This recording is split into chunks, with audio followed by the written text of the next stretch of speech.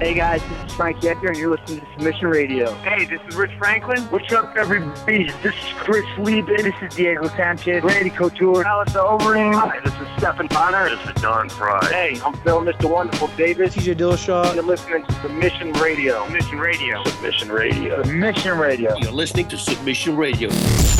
Welcome to Submission Radio, episode 115. It's the 15th of Feb. It's a Wednesday. Dennis Gradov here with Kasper Rosalowski on another episode of Submission Radio. Fun announcements, fun guests, and a fun time all around planned. Isn't that right, Cass? It is a fun episode. We've got a lot of fun things, a lot of fun, sexy people to speak to. Trouble hit this episode early on, actually. We were supposed to have more people. This week we have Coach Wink, Robert Whittaker, Max Holloway, and Jeremy Botta. So there's a lot of fun there. We were supposed to have Ben Rothwell, and we were supposed to have Megan Anderson. Unfortunately, things happened, and they couldn't be on the program. Isn't that right, Dennis? Yeah, that's right. You know, it's really a shame when things don't work out right before the program gets recorded, but we're hoping to get them on in the future, and we wish them all the best. Hopefully, we can have them back on, because we know the fans were really excited to hear from Megan. There's a lot to talk about there, and she's never made her Submission Radio debut, and Big Ben's always had a home here as well. So we promise we'll try and get him on again in the future, but it's a big episode of Submission Radio. But before we even get to talking about some of the other stuff that's going on, Cass, a big announcement coming to all the fans here in Australia. That's right. John Kavanagh is coming down to Australia, I believe, potentially for the first time, and he'll be doing appearances in Melbourne and in Sydney on Friday the 7th of April in Sydney and Tuesday the 18th of April. And you're thinking, what is he going to be doing? Is it a seminar? No, he'll be telling his story, and guess who will be there to help him tell this story? None other than the Spicy Boys of Submission Radio. Dennis, yourself, and myself will be there on stage with John Kavanagh, asking him questions. We're going to be basically interviewing the man live for an hour, kind of like what you would expect with Conor McGregor when he did his pay-per-view. I don't know if there'll be as many fancy cars on the stage, and I don't know if there's going to be as many vodka oranges during the interview, but it's going to be a similar experience. So it's going to be a lot of fun. We'll be doing the interview. There's going to be a bunch of fights beforehand playing, and there's going to be a fan Q&A afterwards. So I think there's going to be about a good 2 hours worth of action, and I mean, this is just a massive honor for us, isn't it, Dennis? Yeah, look, it's a lot of fun. We're really honored to be a part of this event, and we're excited to see you guys down there. So if you are a listener in Sydney or Melbourne and you do want to sort of pop down, check out the event, and also say hi to us, we're really looking forward to it, and we'd love to see you there. Like Kasper mentioned, 18th of April in Melbourne, 7th of April in Sydney. The tickets just went on sale today, but you don't want to miss out. So if you do want to grab a ticket, check out the links. We'll have them in the description below. Click on them and see if you can get down there. It will be a lot of fun, no doubt about it. We have some fun questions planned for John Kavanagh, and of course, he did release a book, a really good book that's written by our friend Paul Dollery, helped him write it. We'll be talking about a lot of stories from that, and also talking about a lot of the stuff that's going on. So don't miss it. They're going to be great nights, and we're really excited about it. Yeah, in case you didn't know, the book is Winner or Learn, and we'll also be giving away free tickets, free double passes as early as this episode that you're listening to right now. So if you want to get some free tickets, and we're going to be giving away a lot of these double passes, so if you want to get some free tickets to these events, stick around to the very end of the episode when we're going to be giving you the instructions on exactly what you have to do. And my God, these instructions are very simple. So if you want free tickets, there's pretty much not a lot that you have to do. But before we get to our first guest, just giving you the rundown, Coach Wink, Mike Winkeljohn. I know we had him recently on the program, but a lot has happened at UFC 208. And of course, he's the coach of Holm, so we figured we'd get him back on the show to talk about, a lot of the stuff that went down there. Robert Whittaker, always a great time chatting to Robert Whittaker. The middleweight division is as crazy as it's ever been, so we figured we'd get Rob on the program to talk about that. Max Holloway, of course, just recently it was announced that he's going to be fighting Jose Aldo at UFC 212, so Max Holloway will be making another splash. Then, of course, Jeremy Botta, formerly of Flow Combat, starting his own website, which is exciting. But the man always has fun, interesting, and unfiltered opinions. So we're going to be getting Jeremy Botta on the program to talk about things like, this Brock Lesnar, this whole situation. Is he retired? Isn't he? Conor McGregor and Mayweather. How close is that really to happening? UFC 208 and obviously the women's featherweight division. Is it sticking around, or is the UFC going to pull the plug on this thing? What's next? Chris Cyborg and her whole dilemma. Who should be fighting next for the title. Bellator 172 is just around the corner. We're going to be talking about Fedor Emelianenko versus Matt Mitrione, the UFC's direction and the way this year's going to be looking. So there's actually a lot of stuff to cover in this action-packed episode. Yeah, that's right. A lot of stuff to talk about, a lot of stuff to get to. Very excited to let you guys know how you can win a double pass to this amazing evening with John Kavanagh.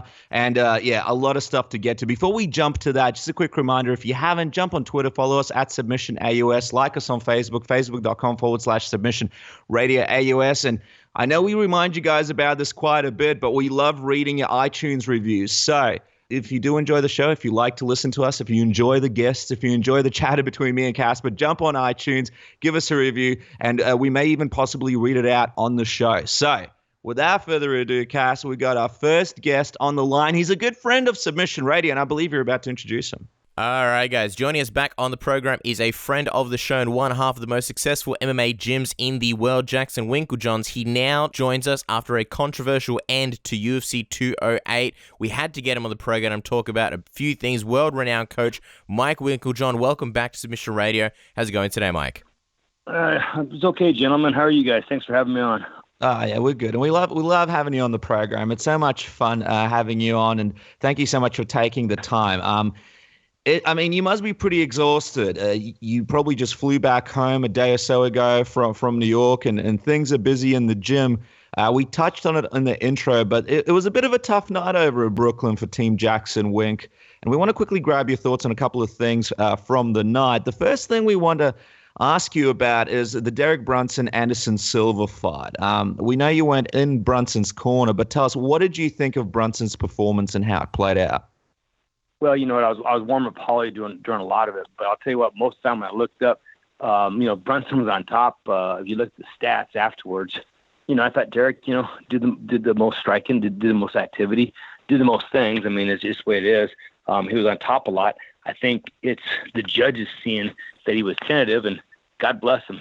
Anderson Silva hits hard. So you're always scared of those unpredictable shots that can knock you out. And I think the judges kind of maybe saw some of that worry on his face, and for some reason that counts against him. Sometimes judges look like they're used to boxing, where guys just put hands up and walk forward and take damage, which is brain damage later in life. But as long as you're walking forward and look mean, they pick you. So I'm a little upset with the judges on that one. Not to sort of oversimplify his past success, but the story of Brunson recently in his last few fights has just been basically going in there and going forward and destroying guys. And you're right, a lot of people noticed that he was more hesitant, he was more sort of patient and cautious. What was the game plan and strategy for this fight? Well, there's no doubt, put him on his back, and that's what Derek can do. Derek's got the ability to hit people with a straight left hand and knock anybody out. He has tremendous power. But after that punch and after that entrance is put Anderson down and finish the fight. In Derek's own mind, there's a lot. Everybody wants to do crazy, flashy things, but there was just do what Derek is really good at, and avoid being clowned in essence by Anderson, because Anderson's so good at kind of controlling that space and making people, kind of mesmerizing people with his movement, that sometimes he catches them falling asleep.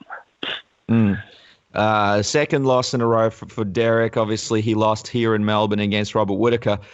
How's he doing? Have you had a chance to speak to him? We've seen some of his posts on social media. He's obviously very upset with what happened, and now 2 losses back-to-back for him isn't a great look. How's he doing mentally? And do you think he maybe got some new fans because a lot of people felt like he won the fight, UFC 208? Yeah, I hope he got some new fans because of it. It's a shame, again, he had potential to do better, just like Holly had potential to do better, but he's in there fighting a legend. So, half that battle is in your mind and second-guessing yourself. And it sounds easy from the outside to all the Monday morning quarterbacks out there that say he should have. But it's real different when you have a legend in front of you that can throw kicks and punches from so many angles that can knock you out. It makes you hesitate. It makes you shoot long. He would shoot long in places that was uncharacteristic of Derek Brunson. And I think he learned a lot from the fight, and he's going to be better for it. Let me ask you this, because for a long time people were talking about Derek Brunson as potentially the future of the division, saying that he's one of the few sort of, contenders left in the division, the untapped resources. Do you think he still can be that guy? Absolutely. You know, the reason why he lost in Australia was just got overzealous and then did things that were uncharacteristic. He got crazy. He wanted the knockout so bad. It wasn't that he was believing the hype. It's just everybody expected it, and that's the problem. Is when everybody expects things and you want to live up to it, you try too hard, and he got himself caught. So I think he learned a lesson there. It just happened he took a short notice fight in essence with Anderson Silva, which is a whole different level as far as the mind game goes. It sucks to lose 2 in a row, but Derek Brunt's going to be back. He's easily one of the best athletes in the UFC. Can hit hard, can wrestle with anybody, so athletic, so quick, and one of the smarter guys we've ever had at the gym. And a big personality as well. People love what he's doing on social media. So hopefully a bright future for him in the next fight. Let's quickly discuss the main event, Coach. I mean, now that the fight is done and dusted, what was the plan to beat Jermaine in the UFC 208 main event? Well, you know, there's no doubt people saw Holly wanting to get in and take her down. Holly can beat her when she's on top on the ground. Again, we failed on the takedown. But it was a little bit of getting Holly out of that mode of hesitating and getting countered like she did with Shevchenko. And it took her a couple rounds to get out of that mode where she was overthinking things. Once she got out of that mode, then she was able to start taking over with her own striking. She put too much emphasis in on the takedown, not disengaging. So we made some mistakes there, but we'll get it back. Yeah, I was going to ask you about that because looking at it, a lot of people sort of saw that it wasn't really what she was used to, going for the takedown, trying to get the takedown. It was sort of a different game plan for her. And you could kind of see that in part she was a little bit uncomfortable always going for that takedown. Do you think, sort of looking back on it, focusing that much on getting the takedown was a little bit of a problem early on in the fight? A little bit. It wasn't so much in the early part of the fight. What people understand, what it does for you by pressuring somebody, it takes them out of what they want to do. And Jermaine wanted to wait for Holly to punch and then counterpunch. So by pushing her back to the cage, it took her out of what her game plan was. And Holly was constantly on her with a lot of pressure, which does gas Jermaine out. So there were some advantages there. We just didn't take we didn't use the proper tools at the right time to finish the takedown or to strike from that clinch position. And but overall, it's you know, some people see it as kind of being uncomfortable, but if it meant to shut down what Jermaine wanted to do, that's kind of a partial victory in that sense. That makes a lot of sense. As far as the striking goes and the action on the feet, Holly did maintain a lot of volume, but you know, when she came in, Jermaine was often able to hit her with some significant shots, mainly her big right. Were you surprised at her ability to measure out the range and sort of have that much success at hitting Holly? Well, you know, I figured that was going to be her game plan. I mean, Shevchenko was very successful at it. Holly has been susceptible to that before in the past in her career. So that is to strike and then actually extend back into that space for the counterpunch. And she did that a little bit. And then she also came in straight, not really offline with Jermaine at first, and she got caught for it. But she made the adjustment. Certainly. I mean, a lot of armchair quarterbacks out on social media, and you know, me and Casper, we like to talk about fights, but we're not in there fighting them. So I just want to touch on this one criticism that was floating around after the fight, and sort of get your thoughts on it. You know, some analysts and people saying that whenever Holly came forward and engaged, sometimes before she was about to throw a shot, she'd actually make a bit of a noise. It was a little bit predictable for Jermaine when she was coming forward. Now, we've been in boxing gyms. We know that it's encouraged to, when you breathe out, to make a bit of a noise when throwing punches. We know lots and lots of fighters who like to make noise when they throw punches. Where do you sort of sit on that criticism of sort of when Holly came forward and made that noise, Jermaine knew, okay, she's about to throw attacks at me? Well, the problem with that is I agree in that the noise lets people know it's coming, but it's already on its way.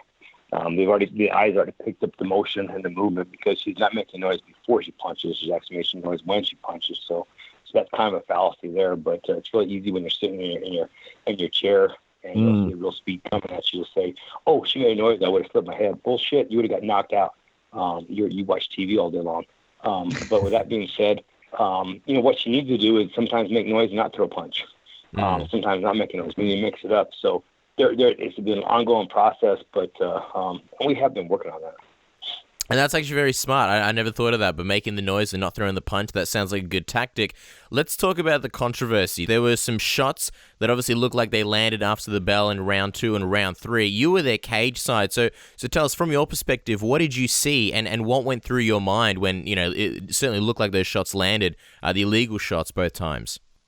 Well, when the bell rang, there's no doubt Holly needs to protect herself at all times. So we have to take a lot of the blame for that for the first one. With that being said, Holly saw the ref coming in from her peripheral vision, and so when it rang, she saw the ref coming in. So she did drop her hands because she sees the ref coming in as well. She heard the bell, so she got caught. So a little bit of it's on us. The first punch I can understand. The second one was coming in behind. I think she could have pulled the steam off it, but that was just the one time. The problem with that though is after the bell, and that one punch did the most damage of any of the punches Jermaine hit Holly with the whole fight. It did hurt Holly, and it made her face swell up. I'm not sure if that's the one that cut her a little bit. So that plays out in the judge's mind. They see Holly's face. So that was kind of on the ref or on Jermaine for doing that, but we should have protected ourselves. It was after the next round, she kept going off of Holly. She wasn't really able to hit Holly, but she was trying her hardest, after the round to keep throwing. That's where there's a lot of control that I did get mad at the ref after the fight for not doing something about it, not taking control. But we also got to ask you, obviously fighting a lot better than us and pretty much anybody else. When you see something like that, when you see these shots being thrown after the bell, in your mind, do you think that's intentional or do you chalk it up to just, heat of the moment, it's an accident?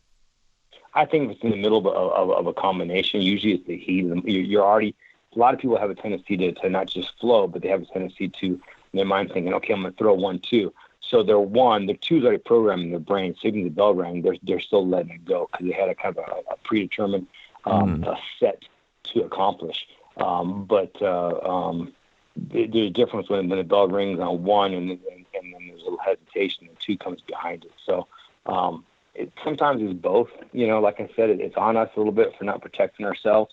But the ref needs to come in and separate, and he was coming in, and Holly saw that. So it's just kind of a tough nut. Can't make an excuse for it. I think the fight was there for us to win. If Holly would have disengaged, because she dropped her to her knees. She hit her with a nice kick that I know buzzed her really good earlier in the fight, but she actually put her on her knees with a straight left punch in the 5th round, and we should have kept our distance and knocked her out instead of pushing her to the cage. So we made a mistake there.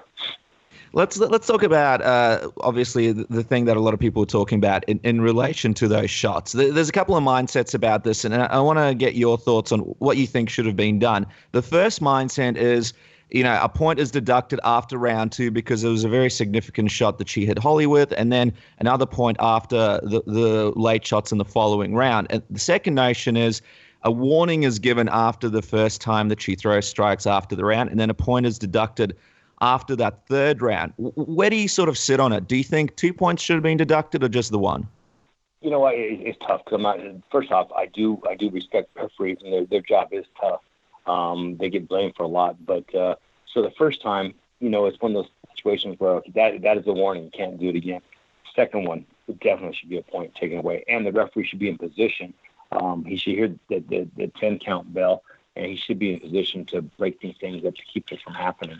I don't know. Holly's just a nice girl. You kind of wish in the back of your mind that they come out to tap gloves to the next round and Holly hits her for it, just knocks it up to the next level. But Holly's not that girl. She's very professional. She wants to be that role model for others, and she's trying to be courteous and respectful at all times. Mm-hmm. And overall, we imagine that you would have been with Holly for, the most of the remainder of the night in that arena. But did you at any point have a chance to have a conversation with the referee, Todd Anderson, during or after the fight about, what happened? Oh, I had a conversation with him, a very short conversation with him during the fight, but I had to attend to Holly, so it was a tough one. How long can you yell at the referee when your fighter needs your help in the corner, catching her breath and giving advice? So that's always a tough nut. But yes, I had words with him after the fight. I sure did. Oh, can you tell us what was that conversation like? I told him the first one is one of those situations that, okay, it sucked. And it's hard to be a referee, but the fact that he didn't do anything after the second one, didn't jump in, he made a difference on a world title situation, and he doesn't have the experience for being where he's at. And a lot of it's on him, and I was very upset of his lack of skill. Was he receptive when you sort of presented your case? Did he sort of understand your point of view, and did he sort of, admit that, all right, maybe I was in the wrong there? They didn't really give him a chance to talk, so Okay. That wasn't going to even come up.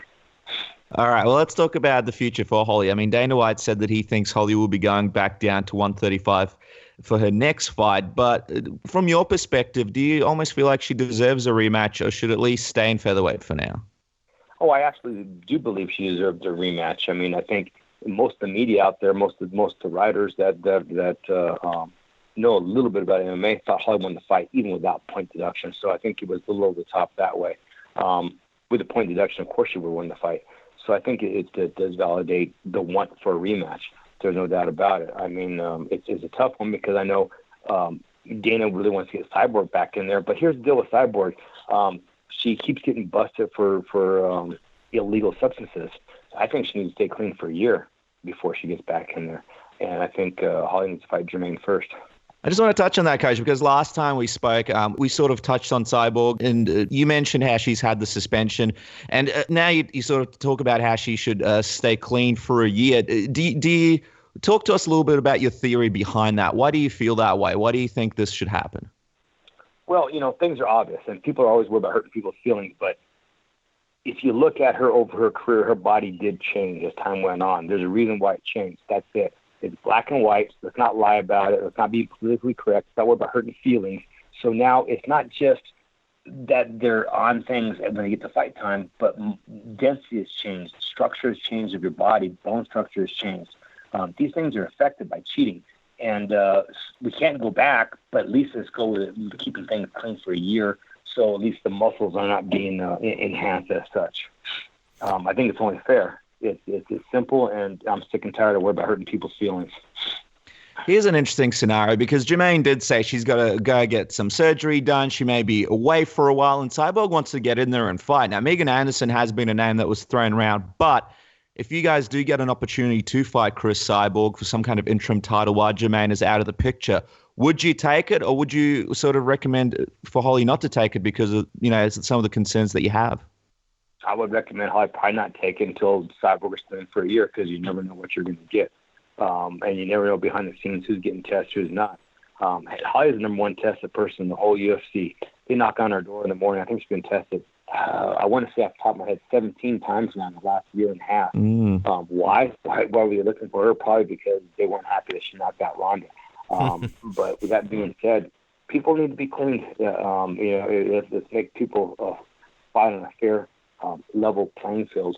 And I think before Holly was to fight Cyborg, she needs to do that. That makes a lot of sense. Now, speaking of Holly, we're all talking about what's next for her and fights, but we've heard talks of her wanting to start a family. She seemed very down after the fight. Is there a chance we may see Holly move on to having a family after such a successful fight career, maybe sooner than we expected? Oh, Holly, Holly will let us know when she wants to stop fighting. Holly just wants to fight. There's no doubt about it. She'd love to fight Shevchenko again and get that back. She wants to fight Jermaine again. She wants to get her losses back. That's real. That's real important to her. So in a perfect world, Shevchenko beats Nunes and Holly goes back down there and beats Shevchenko. That would be a perfect world. If Amanda wins it, we'll go after that title as well. But in the meantime, Jermaine's sitting there, and I think that rematch should be called for first. And just curious, because like we mentioned, Holly did seem, very visibly down, and understandably so. What sort of timeline would you expect for her to come back? Is it a case where she wants to get back in there as quick as possible? When do you think we could see her fight again? She wants to get back in there as quick as possible. There's no doubt about it. She'd probably been in the gym today if we told her she couldn't. She just, that's Holly. Yeah, after the shots to Miesha Tate, she was in the gym the next Monday because, she let it go. She let her title go by just having a little lack of focus. Holly's a fighter. That's all I can say. Now, Coach, last couple of questions and we'll let you go. And we really appreciate your time. You mentioned how Holly will probably go back down to 135 eventually and avenge some losses. A big fight that people are now talking about once again is a rematch between her and Ronda Rousey.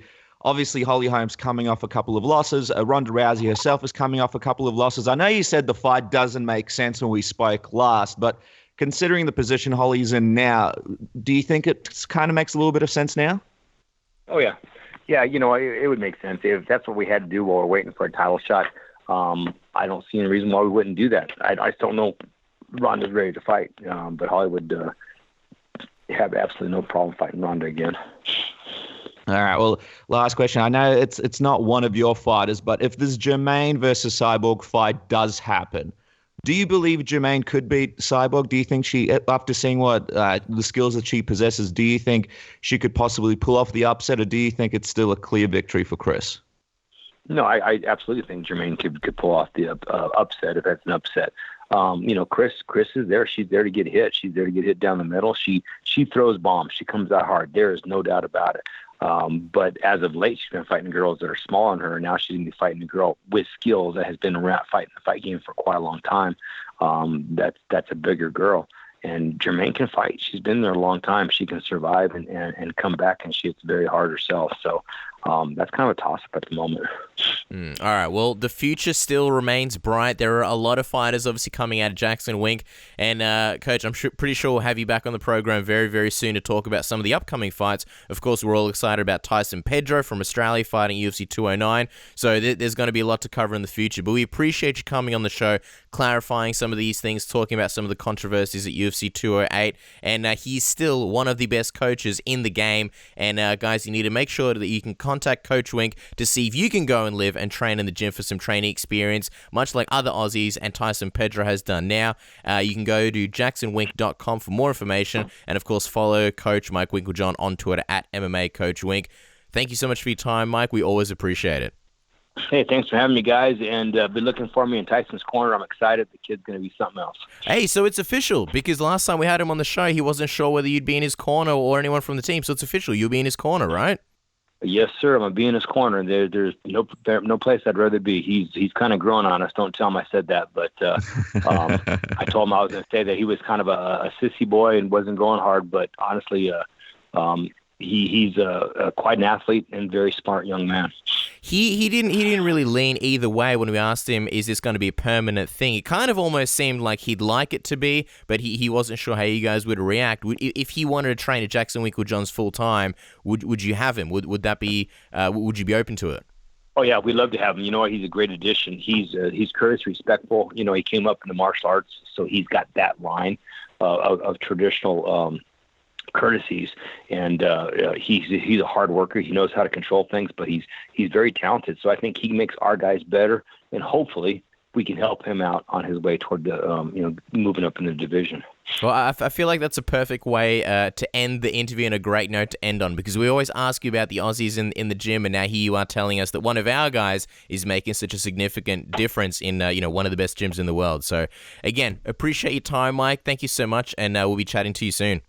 All right, thanks, guys. This is Chael Sonnen, and you are listening to Submission Radio. All right, guys, our next guest came off another huge win in November when he beat Derek Brunson in the main event of UFC Melbourne. He now joins us after what looked like a fun trip to Bali. Robert Whittaker, welcome back to Submission Radio. Thanks, mate. It's great to be back.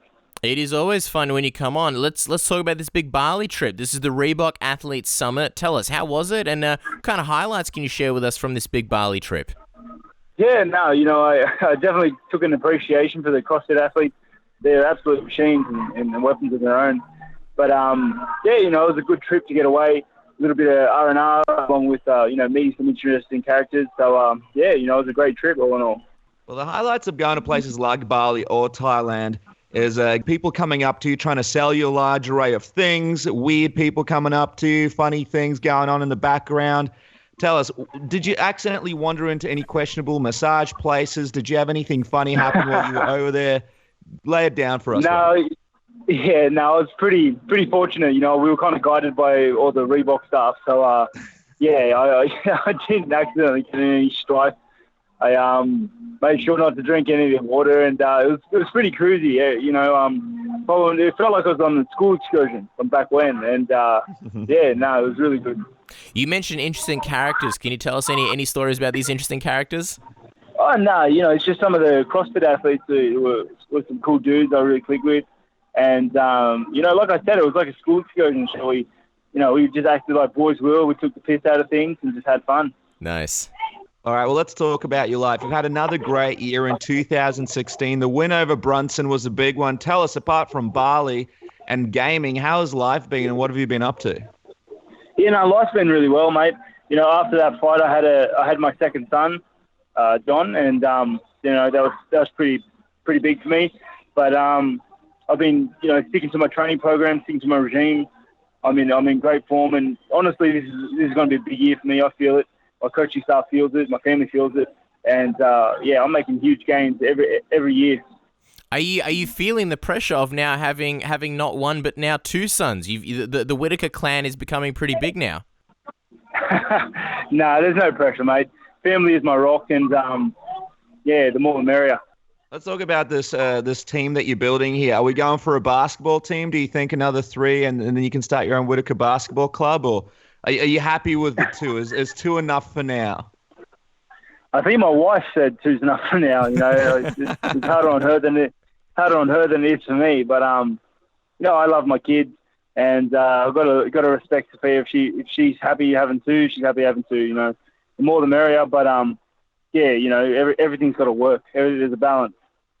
Of course, balance is definitely the key. Now, you mentioned that 2017 is going to be a big year for you, and we're going to slowly unravel that one. Obviously, a lot of people saw this fight between Derek Brunson and Anderson Silva. They kind of looked at it and thought, hey, you are the guy that beat Derek Brunson, and Anderson Silva, that's sort of a big opportunity for anyone. Did the UFC try and offer you that fight at any point?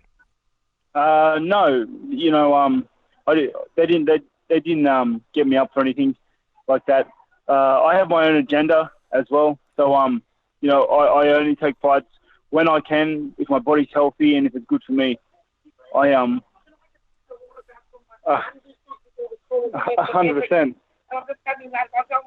No worries, I'll stay here. No worries. You're all right. Sorry about that, mate. That's all right. So giving you trouble? Fans on the street, what's going on? Take us in there. A fan just come up to me. It's the problem with standing out in the middle. Oh, wow. Yeah, but so where was I? Sorry about that. That's just all right. No worries. We love it. Just talking about this Anderson Silva fight. Why didn't quite come together, and if the UFC offered it to you?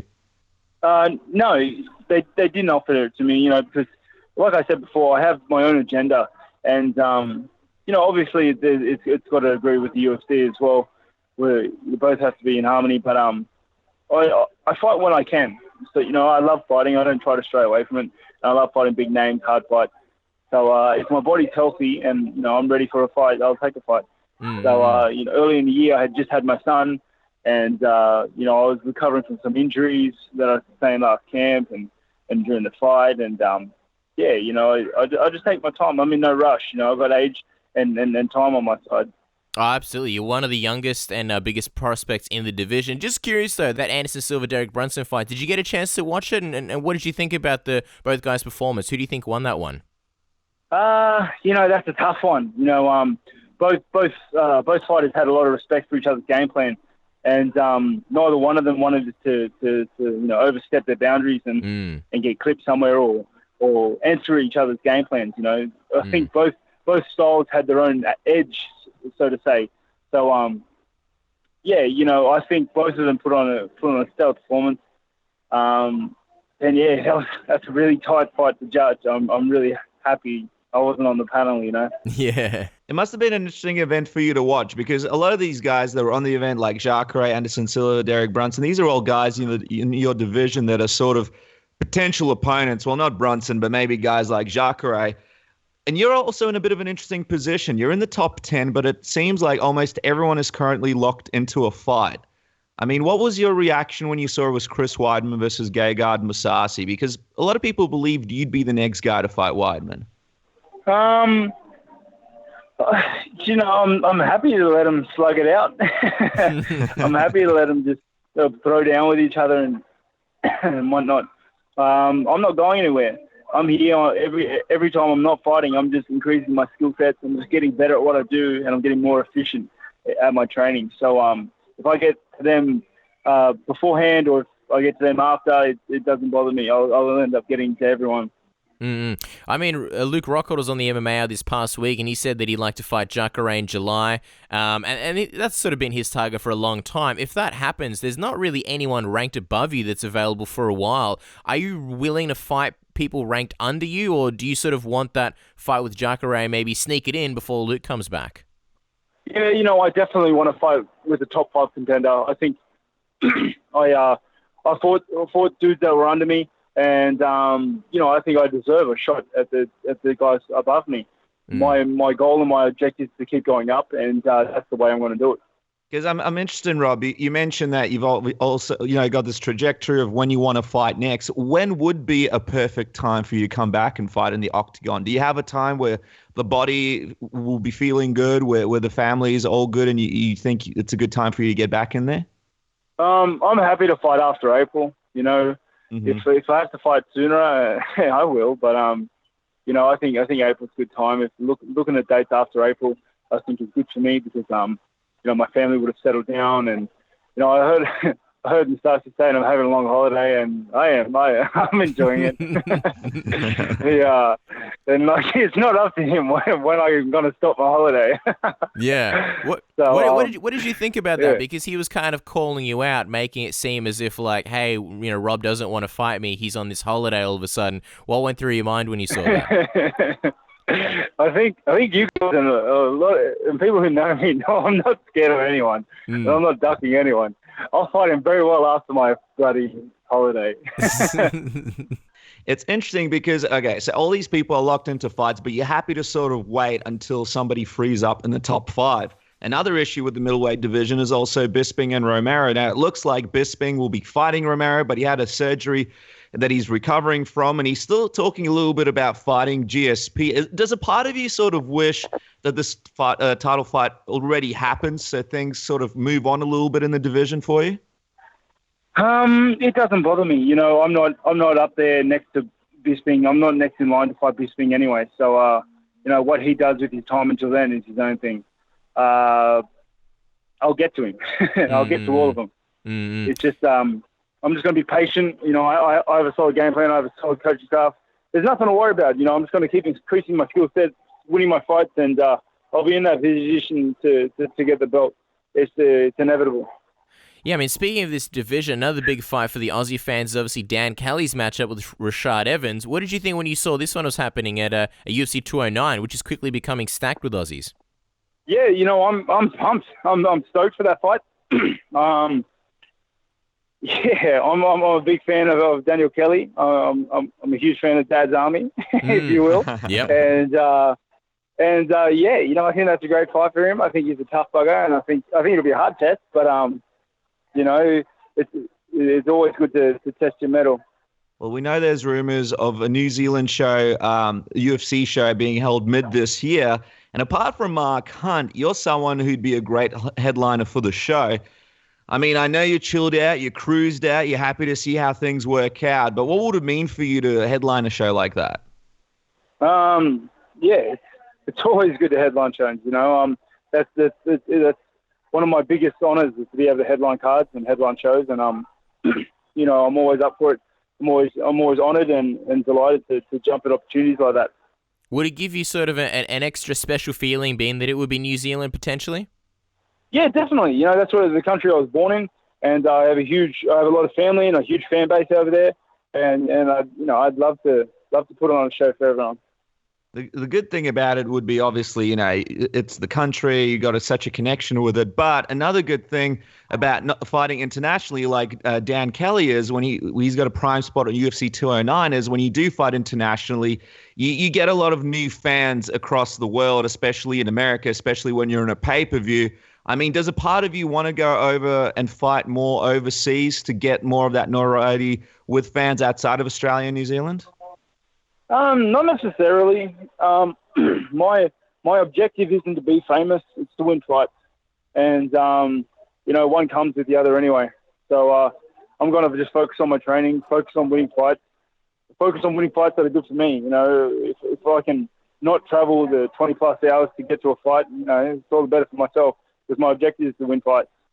Absolutely. You mentioned training before. Let's talk about that training because, not too many people out of Australia know about Henry Perez. He's, of course, been with you for a very long time. Talk to us about that relationship and what makes that partnership so strong. Yeah, me and Henry have been around together for a hell of a long time, and it's only in those long years that you can really develop loyalty and understanding. My fight style was developed around Henry's ideas, and we have a huge bond and huge connection. He genuinely cares for me, and that goes a long way in the corner. It's interesting because a lot of people have said you need to travel overseas to get top-level training, but you've been able to stay with Henry and prepare for your biggest fights here in Australia. What's the secret to having a successful camp for a fight? Because a lot of people have the notion of you have to go over and train with the best of the best. However, you've been able to beat the best of the best training out of Sydney. Yeah, 100%. I think it's who you surround yourself with, first and foremost. And my family's always huge part of me. Huge part of my my focus and my center. Being close to my family is a massive inspiration to me to put the hard yards in and to win fights. But also I've surrounded myself with a great coaching staff. I have Henry Perez, as you said before. I have Fabricio Whittaker, Alex Prates, Justin Fitzgerald, and Justin Lang. Those are my tight knit coaches that really help me excel and keep the learning curve high, so that I have the skills that's necessary to do what I do. Mm-hmm. Now, you're a busy man, Rob. Obviously, you're speaking about training. You've just come off a holiday, and you've got the big family, professional fighter with 2 kids. But no matter how busy you are, when Valentine's Day comes along, shit gets real if you're not prepared. Give us a lowdown. What did you do with the wife this year?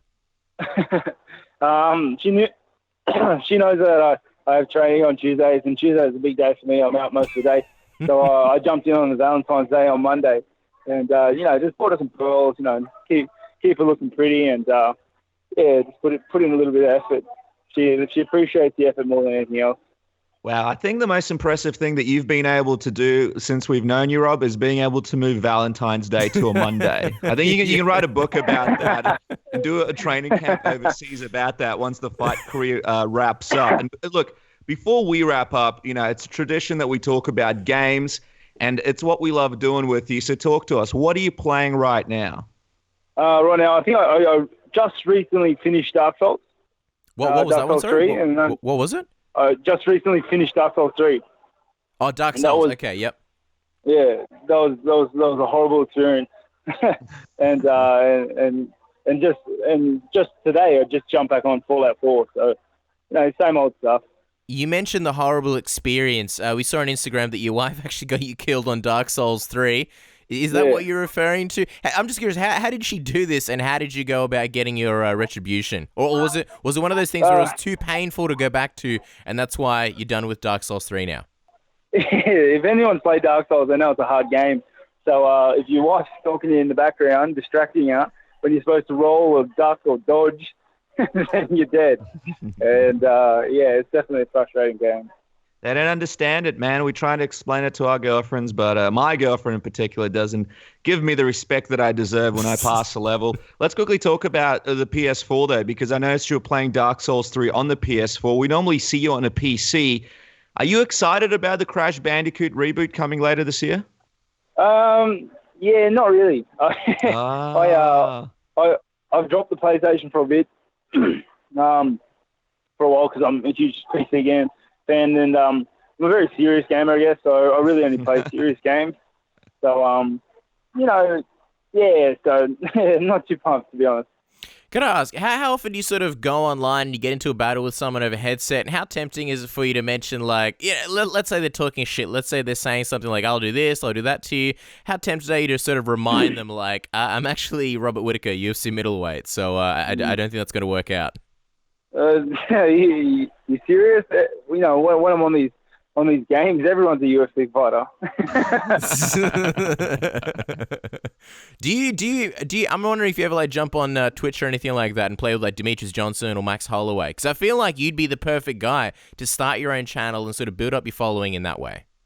Yeah, I'd love to do that, but the internet in Australia is pretty rough at the best of times. Yes. And So, once NBN comes out to where I live, I'll be sure to jump on that stuff. Yeah, it's a sad life when you have to explain to the Americans that we're still waiting on NBN and outdated technology that's already been around for ages. So I don't think they look too highly on us about that. But look, before we wrap up, Rob, we know you're a man that likes to keep tight-lipped about what's next and when you want to fight. But I think we should finish it off on a bit of a high note. So if Robert Whittaker can come back and fight any opponent on any card in any time frame, what's the dream card, opponent, and time? And I'm not talking about UFC fighter. I'm talking about you can fight anybody in the world, past or present. Talk to us about the card, who you're fighting, and when would it be happening? I've got no idea. I can't even begin to answer that, mate. That's too much for me to compute. Name a user online that's been bugging you in gaming and just main event against him. I wish. Well, here's an easy one for you. You spoke about 2017 being a big year for you. You said that you want a top 5 opponent. How do you see this year ending for you in 2017? Do you see yourself potentially fighting for a title? Do you see yourself cracking the top 5? Do you see yourself potentially holding the belt by the end of the year? I only see myself going up, to be honest, and I see myself beating a couple guys in the top 5 and either being in contention for the belt or holding the belt, But the UFC is a funny sport. It has ups and downs, and we'll just have to wait and see. Well, there he is, Robert Whittaker. Follow him on Instagram at Robert Whittaker and on Twitter at RJWhittaker1990. And see him and Misha Tate at the grand opening of the UFC gym in Weather Park in Sydney between 10 a.m. and 2 p.m. this Saturday. We're excited to see what's next, Rob. Thanks so much for joining us. It's always a pleasure having you. Keep killing those dudes online. No, thanks for having me, mate. I'll try to keep that in mind. Hey, this is Ariel Helwani, and you're listening to Submission Radio with my 2 favorite mates, Dennis and Casper. All right, guys, our next guest is coming back on the program after winning UFC featherweight interim title at UFC 206. Now fans cannot wait as his title unification bout has been confirmed for UFC 212 against none other than Jose Aldo. It's a pleasure to welcome Max Holloway back to Submission Radio. Max, welcome back to the program. Hey, glad to be back, man. Thanks for having me back on the show. It is always our pleasure. Now, before we talk business, we're going to talk about Twitch. We know you've been doing a great job on Twitch, and we saw that you recently took on Twitch veteran Demetrius Johnson in Rainbow Six. Give us the lowdown. Who won the battle? Actually, we went to war together. We went and he was on a team. We was on the same team. He wanted to play Rainbow Six, so we got after it. It was good fun. We won. I think we played 3, won one of them, lost the other 2, but the other 2 was close fought battles. But yeah, he needs to touch up on his Rainbow Six skills. That guy, he was totally lost on one of them, on one of the maps. But hey, I won't give him nothing because he don't play that game forever. So, and that's my game. So. It's funny because here there are people playing Rainbow Six and they're versing the pound-for-pound greatest fighter of all time, possibly, in Demetrius Johnson, and also a champion in yourself. What was the chat like in between yourselves when you were playing the game? Did you get much trash talk? What was the reaction like when it was almost a dream team going up against them in Rainbow Six? We couldn't hear Mighty Mouse the way he set up his stuff, his laptop and stuff. But me and my crew, the crew we was playing with was my crew, and we've been playing with a bunch of times. Team Blessed on Twitch, and even some of them came out to my last fight, so it was cool. So we always give each other shit, and if you're doing shitty, the other teammates let you know, and we tell you like, hey man, you're sucking right now. We're gonna kick you off the team and pick somebody up if you don't step it up, But that's just the way it goes, We want to win, and I'm competitive. I want to win in everything I do. Yeah, it's a tough world out there in the gaming world, just like in the fighting world. You make one mistake and you're going to hear about it for a long time. Now, before we talk about the big fight announcement, talk to us about life as a champion, Max. What have the last few months been like? Are you noticing a lot of changes? Oh yeah, man, life's been crazy. Got a lot of things. I got, you guys all must have heard. I got a movie role in the the new movie coming out, Den of Thieves, you know, next to Gerard Butler, 50 Cent, and Jose Jackson Jr. Yeah. So that's huge, you know, and you know, I can't really go anywhere really, you know. I thought it was only in Hawaii, you know. Hawaii, I'm everywhere I'm spotted, you know. People is texting them. I get texts from people, "Are you here?" I was like, "Yeah, how you know?" And they're like, "Oh, someone just texted me." So it's pretty wild. But then I got to go to the last fight, the Super Bowl weekend, and you know, it's pretty big out there too. So you know, it's definitely changed. Life changed. I think I'm more noticeable, and you know, it's cool, man. You know, opening a lot of opportunities for me, a lot of doors, and you know, gonna ride this bus to the wheels fall off. Yeah, that's it. There's a lot to talk about that you just mentioned. We want to touch on all of it, but just in general, as far as people recognizing you, and you mentioned that you can't go anywhere down the street. We know that Hawaii is kind of like a tight-knit community. How are you finding it? Are you enjoying sort of everybody noticing Max Holloway? How are you dealing with, I guess, you know, you can't go to the shops without people knowing who you are? How are you finding all of that? You know, for a good reason, not a bad one. So it's not bad, you know, but you know, these guys, they're the reason why we can fight, you know. Yeah, UFC put it on, but people got to tune in and watch, and you know, all the fans are the reason why I get paid and why I get to do what I love. So I really don't mind, you know. I really don't mind it. It's fine, and you know, everybody's been pretty cool to me, so I have no bad experience yet. So you see how it goes. I want to quickly touch on the movie that you mentioned. Obviously, fans are excited to see you act besides, you know, guys like O'Shea Jackson and, you know, 50 Cent, like pretty big names in the industry. Is this a new path for you, possibly doing some acting? And how did you come about actually being in this movie? You know, I got the movie right. I got the movie through a UFC. You know, Dana White called me, asked me if I wanted to be in it. You know, I was supposed to fight. Everybody thought I was running away from Jose Aldo because I didn't want to take the fight in February 11th. Actually, a doctor told me I couldn't take the fight because of my ankle. If you look at it, I never ran away from a fight in my life. For now, I never did run away from a fight in my life. So why would I start now? You know, and I definitely wasn't going to start against Jose Aldo. Come on, you know, and it was crazy. You know, people was giving me that and this and that, and when you look at it, I fought Cub shorter notice after a fight, you know, and I fought Cub in April, and like April 18th, and I fought in February 14th. You know, today I fought Cole Miller, and then the next month I fought in April, whatever. So that was crazy, but the movie role is because UFC came up with it. They knew I couldn't fight in February. I got offered the movie role and I took it because he was over running his mouth saying that he was going to fight for the interim 155 title in March. And I after his fights, you know, he takes a little while off. So I was like, I'm not going to wait around for this guy. And the shoot is in March to April.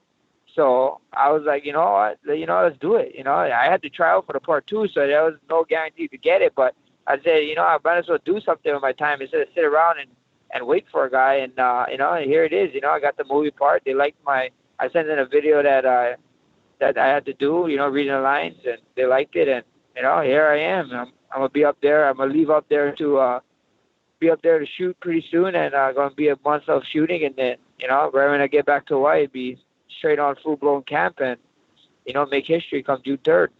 Yeah, well, let's talk about what you just mentioned, because there has been a lot of news in the headlines about how Aldo did want to go up to the lightweight division and, you know, fight guys like Tony Ferguson and really get in the mix there to eventually get that rematch with Conor McGregor. While you were recovering from your injury, what did you think when you saw those headlines and Aldo trying to move up to that division? Man, you know, it's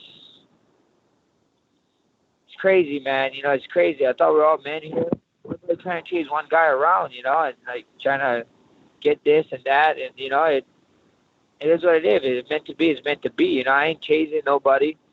I'm gonna make my damn self my own money fight, and you know, I didn't feel, you know, I was kind of irritated, you know, meaning that I might have to be out a little longer, and that's why then I got the movie, so I was fine with it. But at the end of the day, it was just kind of mind-boggling, you know. I was like, you know, this. I was just mind blown. That's it. You know, it is what it is. He wanted to do what I do, but you know, there's one thing I can was my emotions. I can't control it is. So, you know, if that's what he want to do, that's what he want to do. But all I know is that I'm going to get ready. You know, I'm focused on 145 at the moment, and if the opportunities present himself, I'm going to take it. But I'm not going to go out there and start begging like half these guys doing out there. It almost sounds like you got this movie, Max, because the fight was kind of in limbo. Was there a point where you didn't think... I mean, obviously now you're going to be fighting Aldo on June 3rd, but was there a point where you didn't expect this fight to happen this soon, or at least at some point this year? Yeah, you know, no, definitely. I thought it was going to happen. I just knew it was going to be happening after March, because he was, you know, he sounded pretty confident that he was coming out with the title fight and whatever, you know, and it goes back to, like, just how much the guy talk, you know, he says a lot of stuff, and a lot of things that he say doesn't happen. So, you know, I just was tripping out, and, you know, with that March, with him saying that he was going to fight in March for the interim title, that's what I said. I took the fight. I took the movie. And say after that, he's going to take some time and, you know, get ready, and we see what happened with the fight, if he's going to come back down, or if he stay up there. So that's what we was doing, you know. I was like, you know, whatever, you know, I'm not going to bitch and moan, you know, continue on, carry on with my life, and I'm not going to wait around for anyone. There's criticisms from fans, Max, that see champions such as Aldo moving around weight classes. We saw McGregor went up a weight class, and people largely sometimes feel that if you're a champion in a division, you sort of owe it to that division to defend your title. Is it sort of frustrating, this sort of new trend that you're seeing, and people sort of jumping around and not really defending the titles as much these days anymore? You know, I think if you're a champion, you should defend the title, defend it. But at the end of the day, you know, it's you know, some guys you get offered to fight this guy for 6 zeros at the end of a number, or you go offered to fight this guy with 5 zeros at the end of a number. You know, it's pretty easy to choose which one you're gonna take. So, you know, it's a business. You know, it's a business, and at the end of the day, you know, it's a short-lived business. You know, fighting is short-lived, man. And we can't do this forever.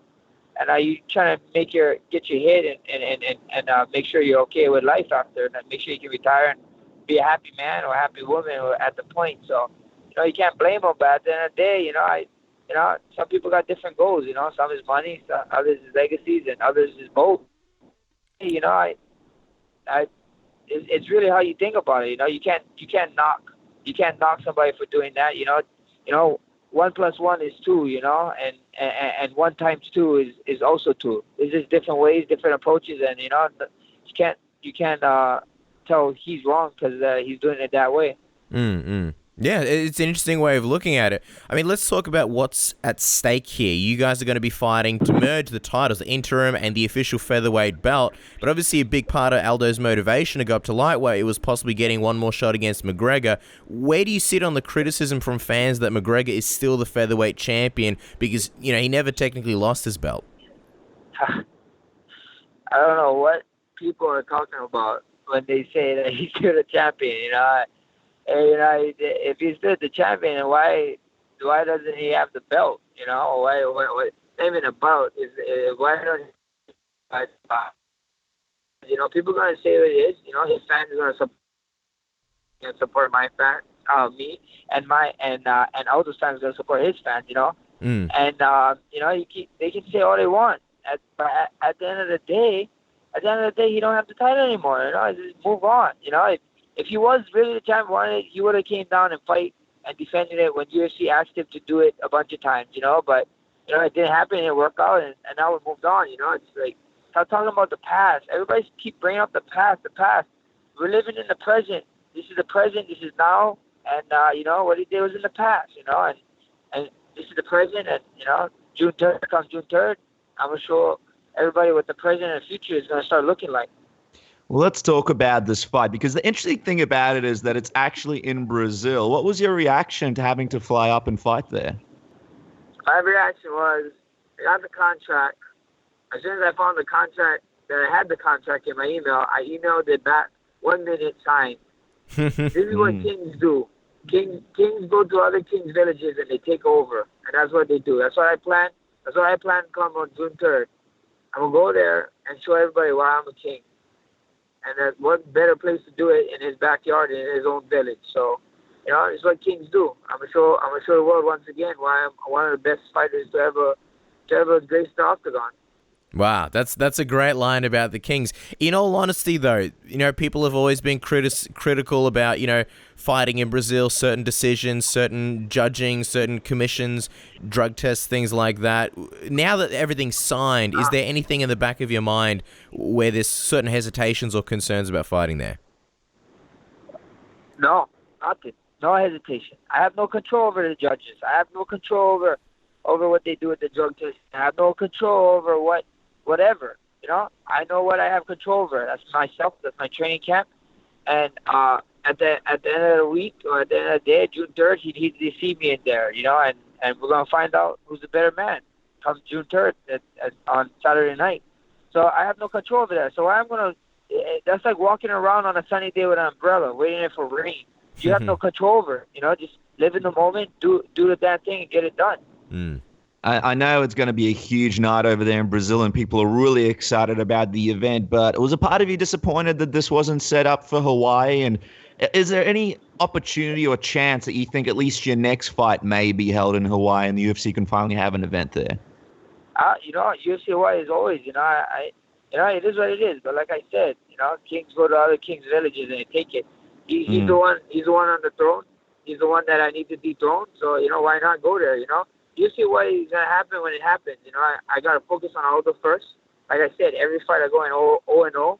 So we're looking to come 1-0, and then after this one, you know, if everything go great, I'd love to be in Hawaii. But let's see what it is. You know, one step at a time. You know, I don't want to be stumbling and tripping. We worked this hard to get this far.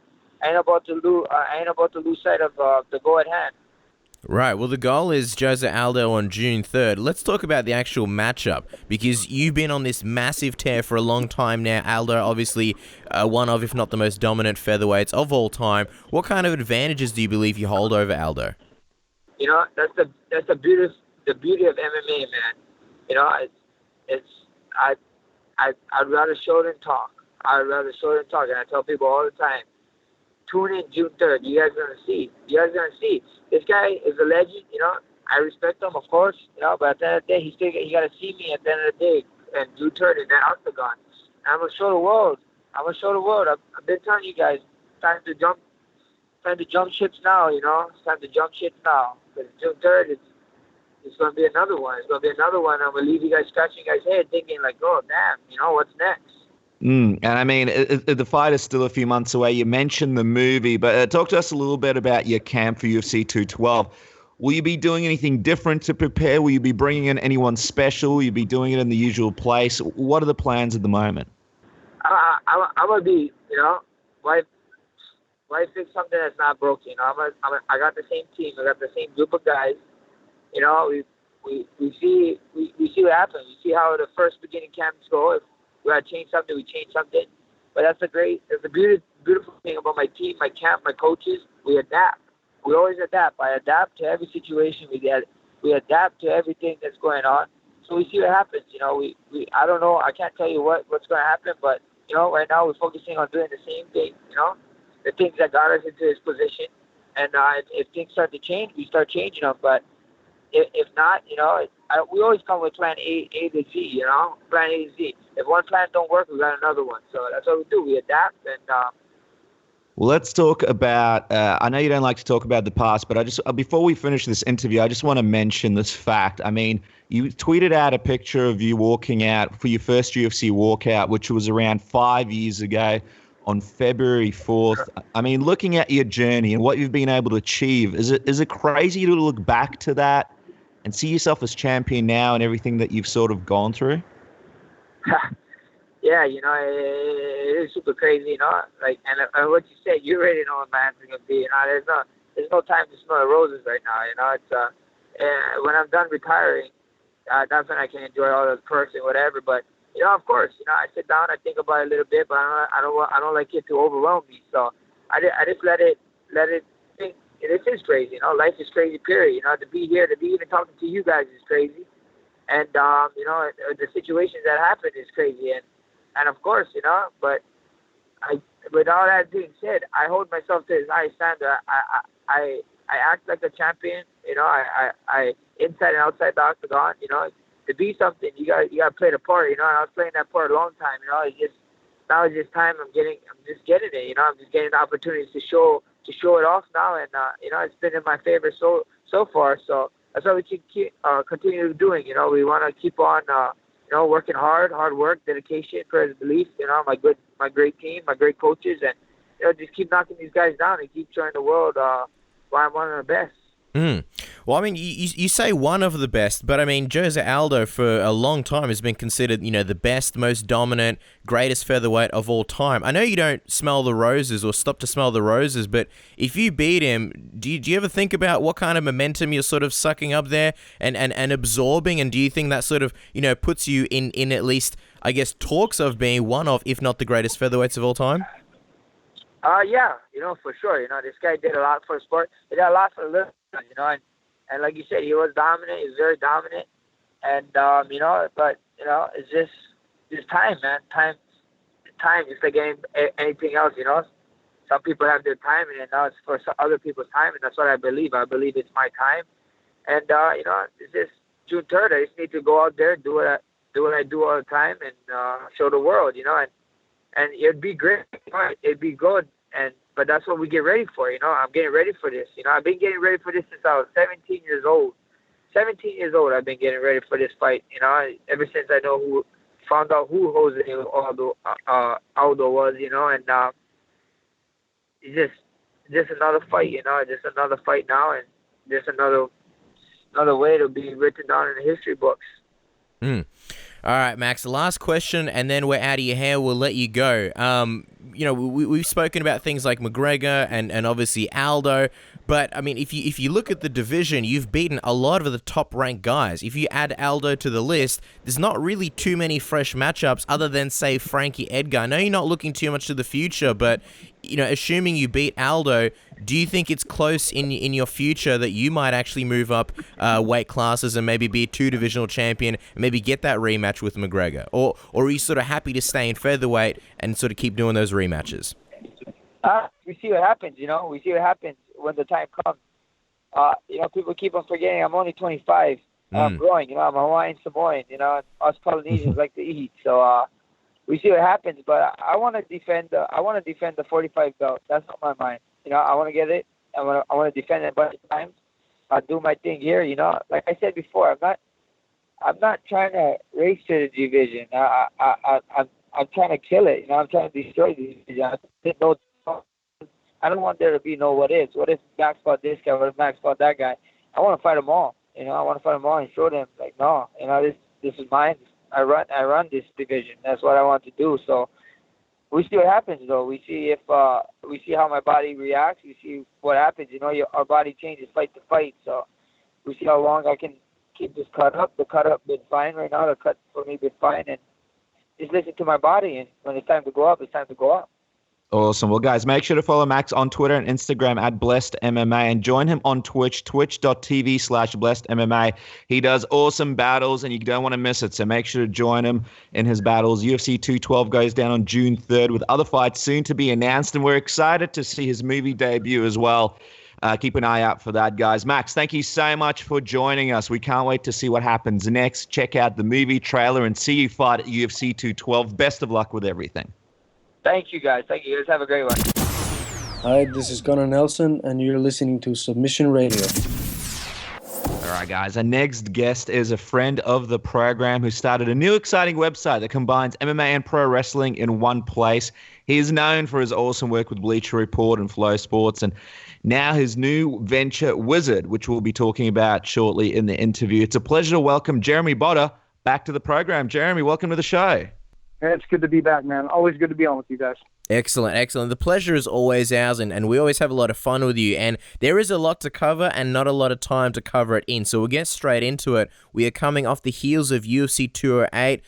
A lot of people not too happy with the event. One of those people, Dana White, pretty much slamming the event, saying it was well, he essentially wasn't happy with it. What did you think of that? And what did you think of the event in general? Was it really that bad in your opinion? Yeah, I mean, it was that bad. And like, I can't, you know, one of the things that Dana's known for sometimes is his brutal honesty when he shouldn't be honest. Obviously, he's known for not being honest, too. But, in this case, I do think he was right. We were watching the card here at the house, and just about halfway through the main card, I was like, I didn't even watch the prelims, and I already want to stop watching this because it's so bad. And that rarely happens. Usually if I skip the prelims, I'm fired up for the main card and everything's good, but nothing kind of went according to plan, and the fights were kind of listless and boring, and then capped it off with that main event, which, was not exciting. This was not one to write home about for sure. Let me ask you this, though, because one of the interesting ways in the way that the pay-per-view ended was the main event happened, obviously a lot of controversy there, and then Chris Cyborg was sitting cage side. They were hoping to sort of set up the fight with the winner between Holly Holm and Jermaine with Chris Cyborg, and then Jermaine announces in the post-fight speech that she's going to get surgery on her hand from a fight that she had a while ago, I believe 2 fights prior, and it kind of put everything on ice. What did you think about that? Because a lot of people felt that was super, super anticlimactic, and even if she did have to have the surgery, maybe that wasn't the best time to really bring that up. Yeah, I mean, look, they showed Chris Cyborg many times throughout the broadcast, and it's no secret that that's the fight that everybody wants. It's the fight the UFC wants, and it's going to be the next fight. Regardless of what regardless of what she wants, that's going to be the next fight. And I just thought it was kind of weird that all of a sudden this injury that she got, 2 fights ago, now it needs surgery. And for her to bring it up then, it kind of felt a little bit weird, if you know what I'm saying, kind of like she's ducking Cyborg. And then a couple of days later, yesterday she came out and said, she wants to give Holly Holm a rematch. Well, what happened to the hand surgery? Like, do you not need it now? Do you only require hand surgery if you're going to fight Cyborg? Like, that's a weird injury, if that's how it works. But yeah, it definitely was. I mean, kind of took the wind out of my sails. I mean, for me, that thought of Cyborg finally fighting, for a featherweight championship in the UFC was kind of the thing that kept me going through this terrible, boring card. And then at the end, it was like, well, that was for nothing, Let me ask you this, because it seems like this whole division was really built around Cyborg, and now she's kind of boxed out in a lot of ways. Obviously, Dana White wasn't happy with how the fight played out. Do you think there's any chance that the UFC... Oh, and the other thing is that a lot of the top featherweights around the world, no one's really speaking about the UFC contacting them. It doesn't seem like they're really bringing anyone in at the moment, not that we know of. Do you think there's any chance that the UFC decides, you know what, this is a failed experiment, we're getting rid of the featherweight division? Or do you think they're too far deep in? No, I don't think so. I mean, so I guess it all depends on what happens with Chris Cyborg and USADA. And from everything I'm hearing, and I think it's kind of out there, it's looking like she's going to get a retroactive exemption for the stuff that she popped for in December. And so if that's the case, then she wouldn't be suspended at all. She would immediately be able to fight again. At the very least, maybe a 6-month suspension. So she'd be back in May, which is right about the time, July, which is they want her on that International Fight Week card. And that timing works out perfectly for her. If she doesn't get a retroactive exemption, I don't really know, because I mean, it's not really a whole division. It's 3 people. It's Holly Holm, it's Jermaine, and it's Chris Cyborg, and Chris Cyborg might be on the shelf for a while. And if that's the case, then yeah, I could see him dropping it. Because look, I mean, that championship was created. It's the Chris Cyborg championship. Nobody gives a crap about Jermaine. I'm sorry, but that's the truth. Like, the point of having that belt was for Chris Cyborg to have a belt and to defend it on UFC pay-per-views, because she's a pay-per-view draw. And if you don't have that, if you have somebody else in there who fans don't connect with, like, it's kind of pointless. So it really, really just depends, man. If she gets that retroactive TUE, and she's able to fight in July like they want, I think they keep on going. And I don't think that they're ever going to try to build like a deep division, but I mean, I think they'll sign people here and there to take her on in one-off fights. It's interesting, Jeremy, because a lot of people felt like Holly Holm won the fight. Also, the controversy with Todd not taking the points, the referee Todd Anderson not taking the point deduction. Do you think that if Jermaine does sort of take time away and does his hand surgery and says, hey, I'm not available, the UFC can somehow spin this into Holly Holm versus Chris Cyborg, sort of show the footage where Holm was successful in the fight and sort of bill this as, I suppose, I don't know, an interim title fight while Jermaine's gone? Oh, God. I mean, everybody gets an interim title these days, so like, why not? And the thing is like, that's an easy one, man, because you could show Holly knocking out Ronda. And I mean, I know that Ronda is Dana's girl and all, but I mean, you could easily go in there and say, look, this is the woman that Ronda didn't want to fight. And, Holly beat Ronda. I mean, that's an easy one to sell if they decide to go that way. And, yeah, they'll create an interim championship. Seriously. Like, how many interim titles do we even have anymore? It feels like every division has one.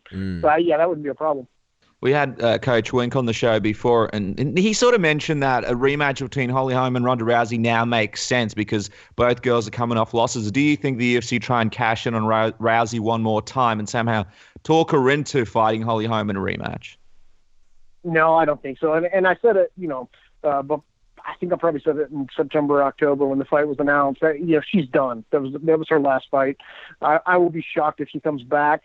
And people were making fun of me when I said that before, but I mean, I had a good sources and good reason to say that. And win or lose, that was going to be her last fight. Even if she'd gone out there and won and beat Amanda Nunes, it's like that was her last fight. She was done. She wants to retire. She wants to grow a farm out in the woods with Travis Brown and, raise children. And that's kind of a weird thing to hear about Ronda Rousey because it's just so different than the public image that we've gotten. But that's what she wants, man. And I cannot fathom a way that she would actually come back at this point. From talking to people that are close to her, her mind is made up and she's already checked out. She's done. So no, I don't think they will. Let's move on. Let's talk about something big that's happening this weekend, and that is, of course, Bellator 172, Mitrione versus Fedor Emelianenko. Everybody's excited for Fedor to obviously fight again. What's your temperature? How are you gauging this? How excited are you about this fight? And what do you think about the fight in general? Do you think he beats Mitrione this weekend? I mean, I always, no matter how many times Fedor breaks my heart, Megan, I think that I'm never going to want to watch him again. I just can't quit the guy. I always want to watch. And so, hell yeah, I want to watch. And, I've known Matt Mitrione for a long time. He's a good dude. And so for him to get this opportunity is really cool to see. And, as far as who wins the fight, man, I guess it depends on which Fedor shows up. We really haven't seen the killer Fedor in years and years and years, but the guy that has shown up, in recent years has been good enough to get the job done at least. But against Matt Mitrione, Mitrione from the time he was on The Ultimate Fighter until now has been one of the most drastically improved fighters that I've seen, especially at heavyweight and light heavyweight. I mean, for such a big guy to move the way he does and to make the improvements that he does, it's pretty stunning. And I do, if I had to pick, I would pick Mitrione fairly handily, but I mean, I've done that before to Fedor, and Fedor has then made me look stupid by knocking a dude out. So, I really never know. But to me, man, this brings me back to the days when I was a huge fan of the sport instead of just doing it for a job. This is the kind of fight that I get excited for. I'll get me some hot wings and I'll get, chicken nuggets or whatever I decide to get, and I'll sit down and I'll watch the fight and I'll just enjoy it because it's, it's a spectacle. That's what Bellator does best. And really, this is not just a spectacle. It's actually a pretty good bit of matchmaking for heavyweights outside the UFC, because I mean, the UFC's heavyweight division isn't very stacked. And then, so outside the UFC it's kind of like the dregs of heavyweight society, really, if you think about it. And so for them to be able to put this matchup together, it's pretty interesting. Let's talk about Bellator in general. I mean, last week we had Ryan Bader on the program. He was talking about his move over to Bellator. They've been able to pick up some good talent recently. Now, Fedor's having his debut fight there. How do you gauge what they've been able to do and what Scott Coker's been able to do, and how are they sort of coming along with casual fans sort of knowing about them and being more of a force in the MMA game? Yeah, I mean, they're certainly more of a force than they were, the day that Scott Coker took over. And he's been really smart about it, mixing in the nursing home guys fighting each other. And then, with some up-and-coming talent like Michael Page. And now we, over the past 6 or 8 months, we've seen him kind of go a new direction, which is, hey, we're going to be competitive for guys who are leaving the UFC, and not necessarily dudes who are 50 years old, but guys who are still in their prime, like Rory McDonald. That Rory McDonald debut fight against Paul Daly is just sick. That might be, I might be more excited for that fight than any other fight in Bellator history. And I was really perversely excited for Shamrock versus Gracie for entirely different reasons than I am for this one, But I mean, you can see they're kind of mixing it up now. And I really like what Bellator is doing. I like that they are a different product. They differentiate themselves in many, many different ways, and they kind of make it pleasing to the fans. And to me, it kind of feels like the old days when the UFC and Pride kind of did these same kind of things, and the production values, the video, and the cheesy music and everything. Like, it looks really silly at first glance, but then you realize how much you've missed that kind of stuff because the UFC has just been so straight-laced over the years. And now, I mean, things are changing at the UFC, man. Obviously, I think the last time I was on the show, I told you guys that things were going to change drastically, and they are. I mean, they're cutting guys loose, they're cutting back. There's a lot of changes that are happening, and I think Scott Coker and the Bellator team, I think they find themselves in a position now where they can really take advantage of that and maybe become a real player, not just a number 2 promotion, but kind of like a 1A and 1B. Well, speaking of those changes with the UFC, I mean, a lot of stuff going on. People not really sure exactly what's happening in the future. But, I mean, one of the things that's clear is obviously a lot of star power gone possibly from the UFC. Ronda Rousey's now gone. Anderson Silva's getting old. McGregor and Mayweather, who knows what's going on with that, and we'll ask you about that in a second. What do you sort of see the next year like for the UFC? And do you think it's going to be a bit of a struggle with the lack of big names, on their roster? Yeah, it's going to be a real struggle.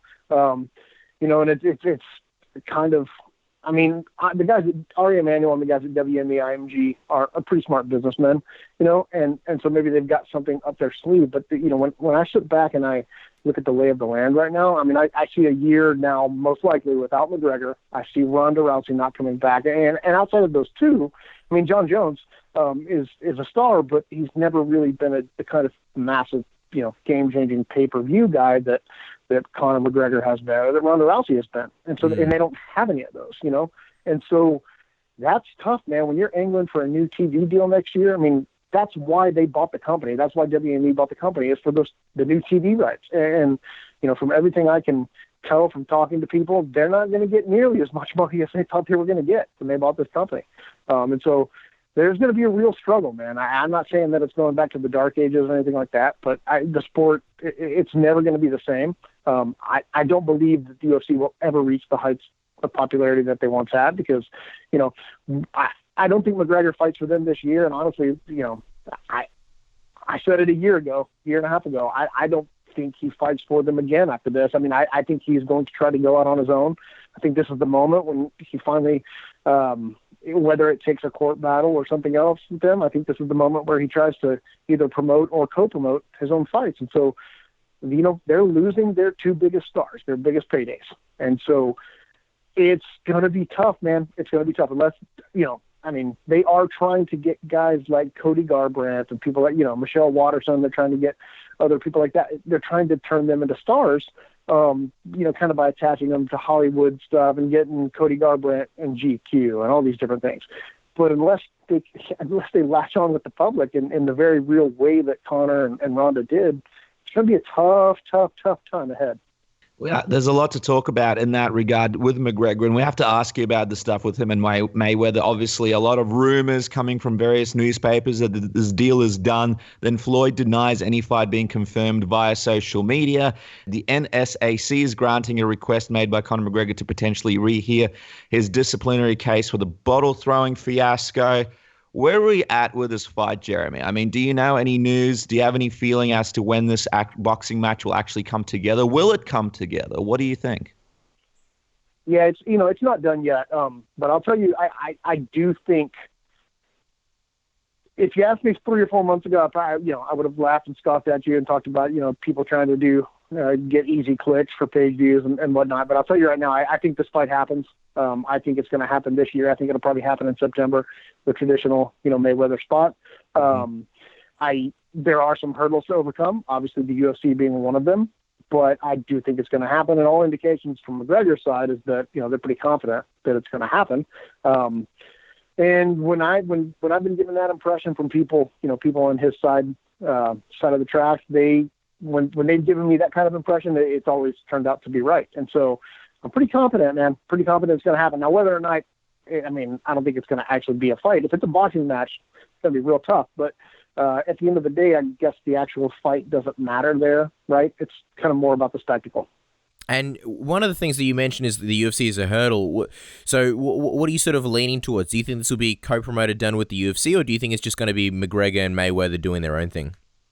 Well, I mean, if the UFC would co-promote, I think that's a way that McGregor would go. But if they won't, I think he's still going to go, and try to do it on his own. And that's why you've seen him applying for boxing licenses, because now he can claim under the Ali Act that the UFC's unfair business practices. There'll be a court hearing, and I mean, it'd be a similar situation to the Rampage Jackson thing, where he got a stay of the court case and was able to fight in the UFC, but then ended up going back to Bellator. I mean, maybe McGregor gets the same thing, gets a stay that allows him to fight Mayweather, and then goes back to the UFC and fights there.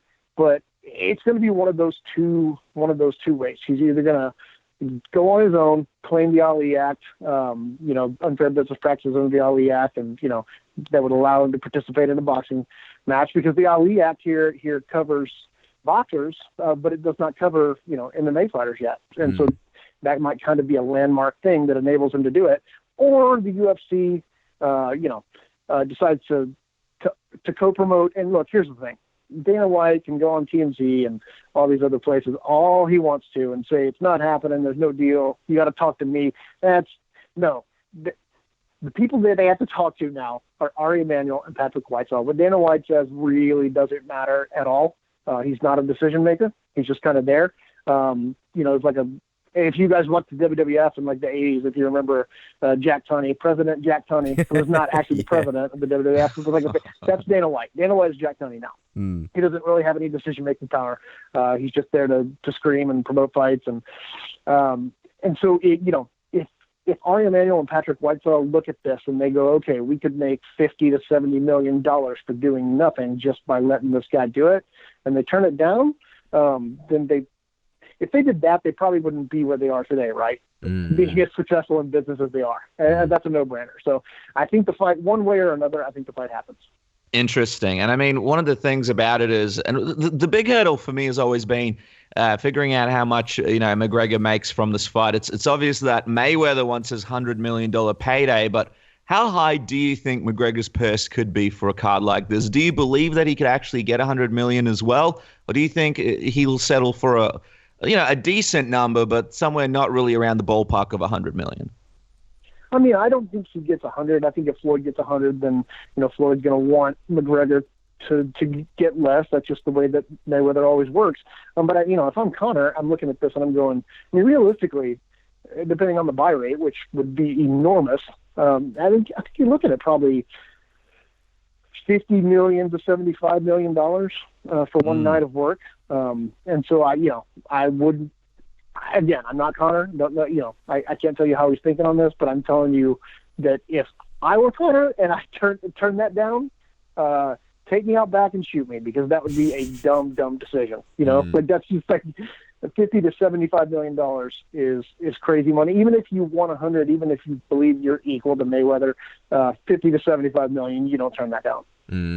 Now, before we speak about Wizard.com, which is obviously your brand new venture, which we're excited about, just got to get your quick reaction from something that happened today morning, essentially. Brock Lesnar has notified the UFC of his retirement from MMA. Now, he, according to MMA Fighter, he has made no official announcements, but he did notify the UFC, a UFC official, of his retirement. UFC spokesperson confirmed that. How do you react to that? Is he really retired? Is it just a ploy to sort of do away with the lawsuit? What do you make of this, Jeremy? No, I don't think it's a ploy. And the lawsuit, no matter what, the lawsuit's not going to go away unless he settles or, they go to court. I think he's done. He's kind of settled into a good life in WWE. And really the thing with Brock is that when he left the first time, he didn't like the way he left, because he left losing. And that's not how he wanted to go out. And so he went back and he won the fight. You can talk all the stuff, the PEDs, everything else. If you ignore all that, the simple fact is he went back and he won a fight against a top-ranked heavyweight, and he could walk away with his head held high, sort of, the whole cheating thing, whatever. But he won a fight, And so I think that for Brock, if he's looking at, he may still have the competitive urge to get back in there and do it, but he also probably thinks, hey, I don't want to go back there and lose, because then he's got to keep going. He's got to keep going until he wins. Right now, he can walk away. Yeah, he let the controversy die down. He'll probably go to the UFC Hall of Fame just because that's what the UFC does. I think it's the right move for Brock. He makes a ton of money doing pro wrestling. He walks out a winner.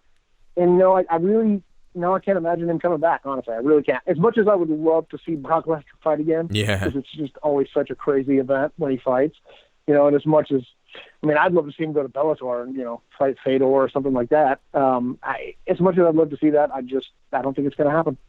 Do you think when July rolls around and if there is a lack of stars, I know John Jones is on his way back and they still need to figure out what they're going to do with the Diaz brothers, but if the UFC throws a big few $1 million money offer at him to come back for one more time and the WWE are interested in doing the co-promotion thing again, do you think there is a chance maybe they can lure him back for one more fight?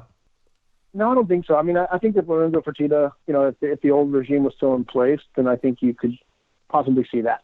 But now, Ari Emanuel and Patrick Whitesell, what they have been historically are cost cutters. They're not looking to go out there and spend a ton of money. They already spent a ton of money on the UFC. Now they're looking to cut costs. You've seen it across the board for the past 6 months. And so I don't think you're gonna see them go out there and toss that much money at one guy just for one night. I can't imagine that happening. And also, by that point, who knows if Lesnar if he's going to even be able to fight. He'll have to be in the USADA testing pool for 4 months after his suspension before he can actually fight again. And so the timing on that would prevent him from fighting in July anyway. Mm-hmm. All right, Jeremy, as we let you go, we obviously got to ask about Wizard.com. This is your brand new venture. I feel like people were really settling into seeing you at Flow Combat and seeing all the fantastic work that you were doing, and now you're going out, branching off, you're doing your own thing. Talk to us about Wizard.com, why the decision to start this, and what exactly is it? What can people get excited about?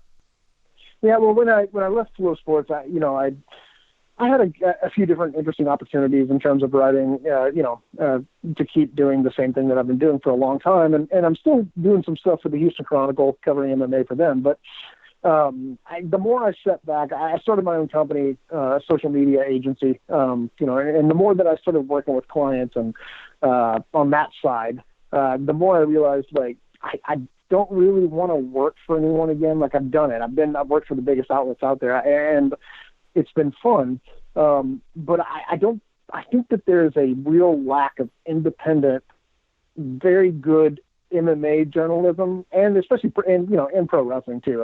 I don't think there's a lack of that because you've got Dave Meltzer and Wade Tiller, people like that. But I think there's a real lack of independent sites. Everybody's either USA Today or they're with Vox or they're with CNN, Turner Sports. Everybody is associated with somebody, and there's no real truly independent voice out there that can kind of call it like they see it without worrying about repercussions. And guys, you know me. You know that I don't really worry about repercussions and if my credential gets taken away, things like that. I don't give a shit about that stuff. And so going through it, I started thinking about what I wanted and what I wanted to do, and the name, I love the name, honestly, because it's got a little bit of a wrestling tie, but it sounds like Wizard also, like Gandalf or something. And I'm a nerd, and so it works on both fronts. But, and so I started looking into it, started kind of coming up with a business plan and talking to people, and it felt like the right thing to do. It's a place where I've got editorial control. I can do the deals with advertising partners. I can kind of do everything on my own. And that's terrifying. Believe me, and I'm sure you guys know that, doing your own, all the great stuff you've done with Submission Radio. It's terrifying to go out on my own, but I really felt like it's the right move. It'll enable me to provide the kind of coverage that I want, to write the stories that I want, and also, what I'm going to start doing my opinion columns and commentary again, and when I'm doing those, it's going to enable me to call it like I see it. I don't have to worry about pissing off an editor or a boss or pissing off the UFC because I'm not trying to get access to them. I'm here. I'm really just, my goal is just to tell the truth the truth as best as I know it, to kind of shine a light on those areas that, get overlooked and glossed over in your standard pre-fight interviews and all these, 2,000 to 3,000 word terrible stories that people write that don't really say anything, but they're really philosophical. I'm tired of that shit. I want to bring good, clean writing with very strong opinions, and that's kind of what I'm going to do. And as far as pro wrestling, I mean, I love wrestling. I'm a wrestling nerd, and so I made a lot of good contacts when I was, when we were launching Flow Slam at Flow Sports, and a lot of them kept telling me, hey, you should do a wrestling site. You should do a wrestling site. And so I said, you know what? I might as well just do MMA and pro wrestling, because there's plenty of people like me out there. I think you guys are the same way, who are MMA fans, but they are also pro wrestling fans. And so those are the people that I'm trying to reach. All right, well, tell us a little bit about the plan. We know the Twitter's up and everybody needs to follow it at Wizard, but when's the actual site going to be up? When can people go to wizard.com and check it all out? I am honestly, guys, and I haven't told anybody this yet, but I'm actually hoping for this week. The domain is up, the landing page is up. I'm actually just waiting for a couple of things from the content management team that I'm using, the platform that I'm using to power the site. I'm waiting on them to do a couple of things with the tech team.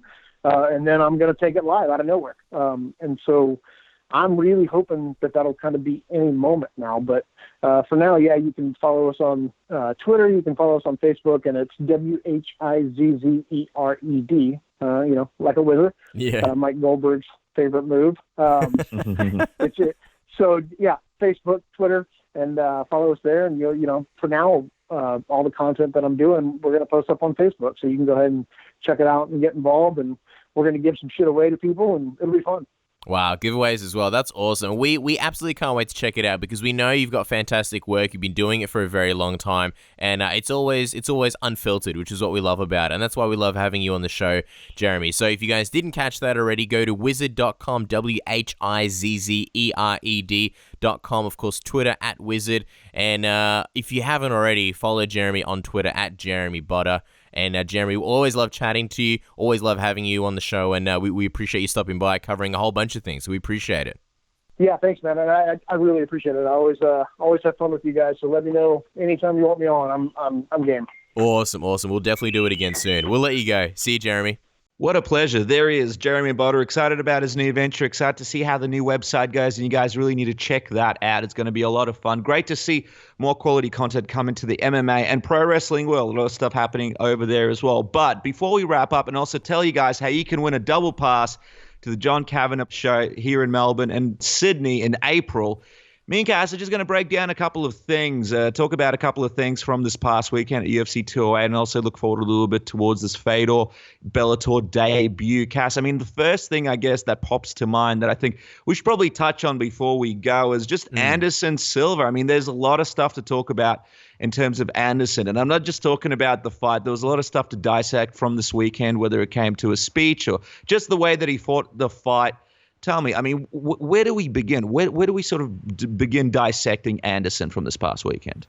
Yeah, I don't even know the best way to sort of cut into this, but I'll give you my thoughts, and maybe it'll come out as verbal diarrhea. But one of the first things that I noticed about this fight and Anderson coming out is the commentators were saying Anderson looked in tremendous shape. And actually, that's something else that I want to talk about a little bit later on, just the commentators, what we think about the three-man team. But they were saying how Anderson looked like he was in tremendous shape. Man, this is one of the worst,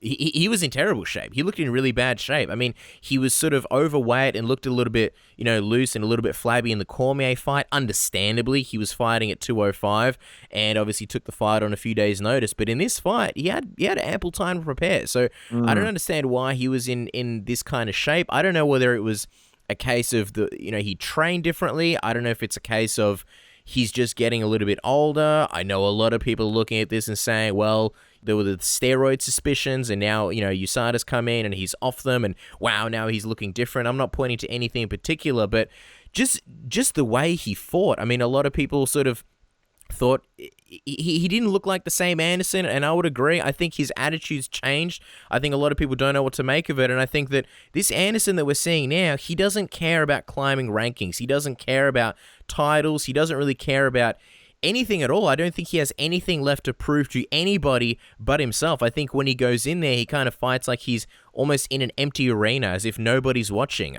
They say that when you go into training camp, it's very hard training, and it's all about peaking. But in the off season, when you don't have a fight lined up and you go to training, that's when you experiment and you just kind of have fun, see what works, see what doesn't work, try new ideas, try things in training. And I almost feel like that's Anderson's theory, or at least his attitude when he's in there. He's just kind of having fun, trying new things in there, trying to see what works, almost carefree. You know, he's going for these high risk moves. You know, we saw him throw that flying knee. He missed. He fell down.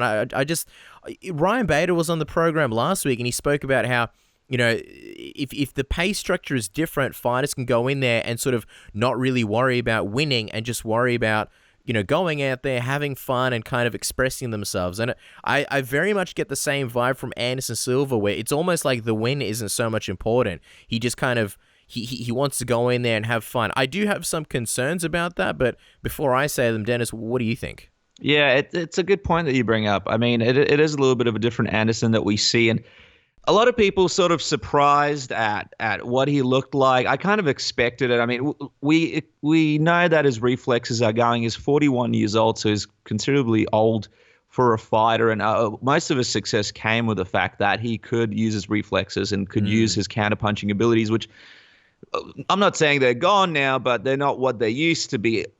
You know, to me, it kind of looked a little bit like a sparring match. Like, it wasn't as much of a fight for me. It's I see it all the time in the gym with sparring, especially.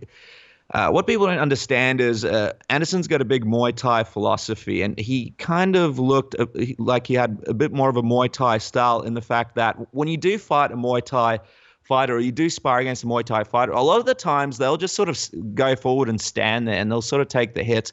They'll kind of look at ways they can, I guess, use their Muay Thai, switch up the game a little bit, figure out new techniques. He looked a little bit like a Muay Thai fighter, just trying to sort of do his thing and have a bit of fun.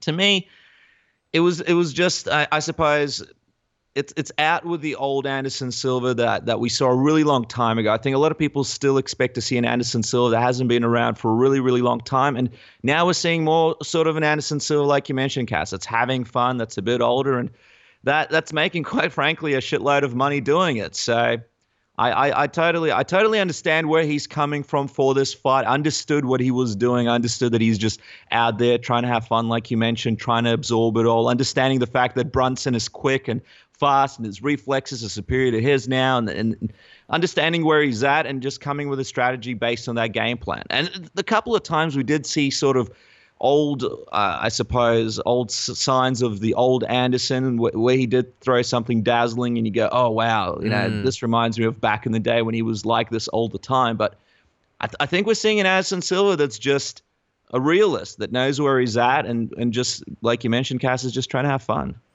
Yeah, it's interesting that you say realist. One of the things I don't know if I'd say worrying, but kind of concerning. For me, I see Anderson now as a guy who doesn't really know what else to do with himself. He speaks about how he's happiest when he's in the cage, and he brings up things like people tell him that he's old and that he's past it and things like that, but he never really has anything for those comments. He doesn't really deny it. It's not like he says, look, I'm old, but I still think I can fight and I can still hold the belt. He just kind of says, people tell me I'm old, but I'm happiest when I'm fighting. I'm happiest in the octagon.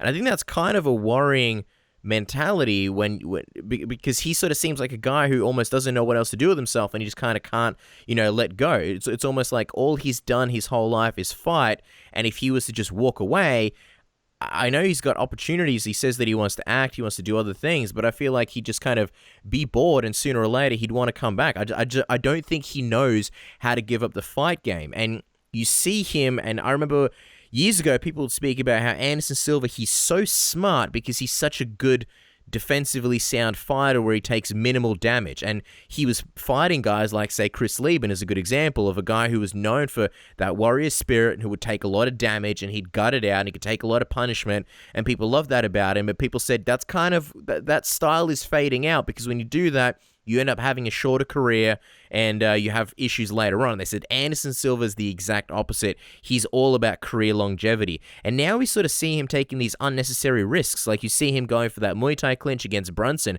And some of the biggest damage in the fight was when Anderson Silva was trying to utilize his Muay Thai, trying to go for that clinch. And Derek Brunson was just beating him up, battering him with dirty boxing and strikes from the clinch.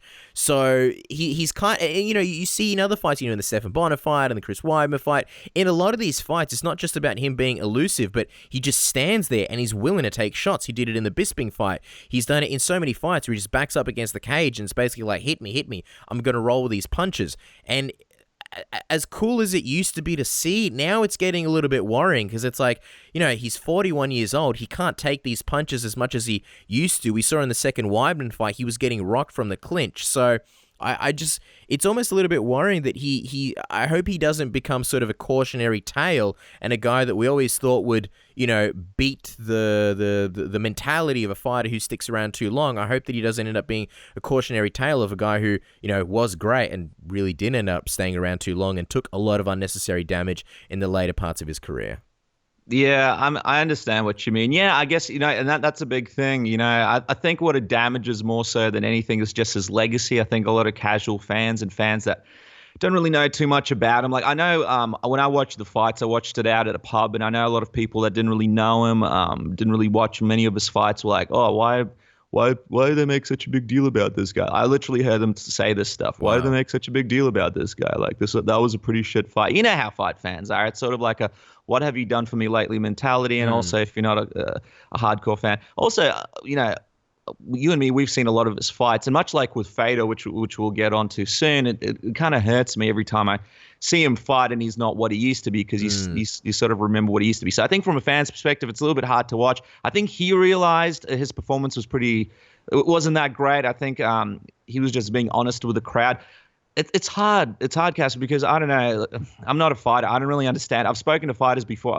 I've sort of been around in those boxing gyms. I know that a lot of fighters, they know when they're at that peak, like Anderson, and a lot of the times they'll be lying in interviews and saying, "Oh, hey, I've still got another run left in me. I can still be great." I almost feel like him being honest about it and being like, "Look, I'm not what I used to be. I'll probably never be what I used to be. I'm just having fun. And I understand that I'm old and these guys are quicker than me." In a way, maybe it's a good thing. Like, he understands his limitations. He's not one of these guys that we've seen time and time again who's old and who has, doesn't have the ability to make it up the top of the ladder anymore. And he's not kidding himself about it. He understands when he's going to go in with a guy like Derek Brunson, a guy that, probably that he should have beaten pretty easily in his prime, let's just say. Sure.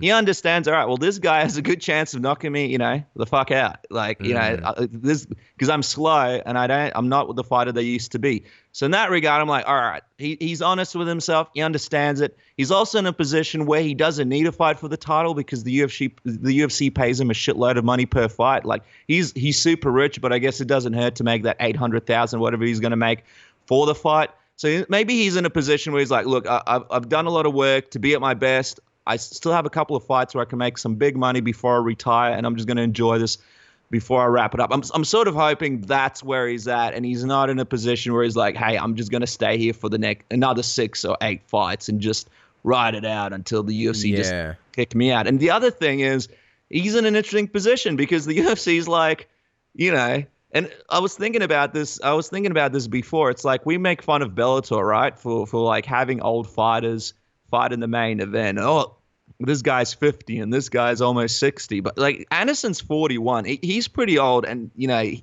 UFC don't really have anyone of big name value. You'd think usually Dana White may even be at a press conference talking about how it's the end of Anderson Silva because they have other guys that they could go on to. But because they're kind of reliant on Anderson Silva to at least have another big fight. Like, I'm thinking July, they'll probably try and make something big happen with him. They're kind of staying tight-lipped, and you could always start flipping that over by going, oh, hey, you guys are using this old guy that obviously is a little bit past his prime in your main events, and you're holding on to him, and you need him. Yeah. Like, Bellator needed those fighters. I find that a little bit funny in itself, but I think the situation is, usually I think the UFC would say, okay, that's enough. It's time to move on. Maybe give him one more shot. But in the position that they're in now, I can see him giving him another 2-3 fights if the fights play out similarly to this Derek Brunson fight. So, yeah, I definitely see. I think that as long as he's willing to fight, I don't see the UFC having that talk with him. You know how Dana White sort of sits down with the fighters and says, "Look, you need to retire." I don't think that's really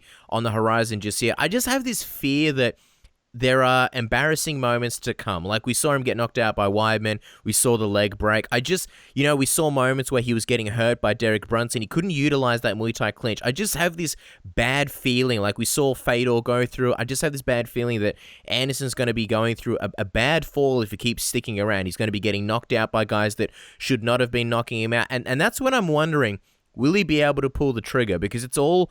And I don't mean as far as in a fight, I mean as far as pulling the trigger to say, all right, I'm done. Because if this is all he knows and this is what makes him happy, he already kind of, like you said, he admitted that he's not going for titles, he's just doing this, because it makes him happy. But what about when he can't do it anymore? Will he have something else to make him happy? And will that make him stay unnecessarily? Because he's like, I don't want to sit around at home and be bored, and this is all I know.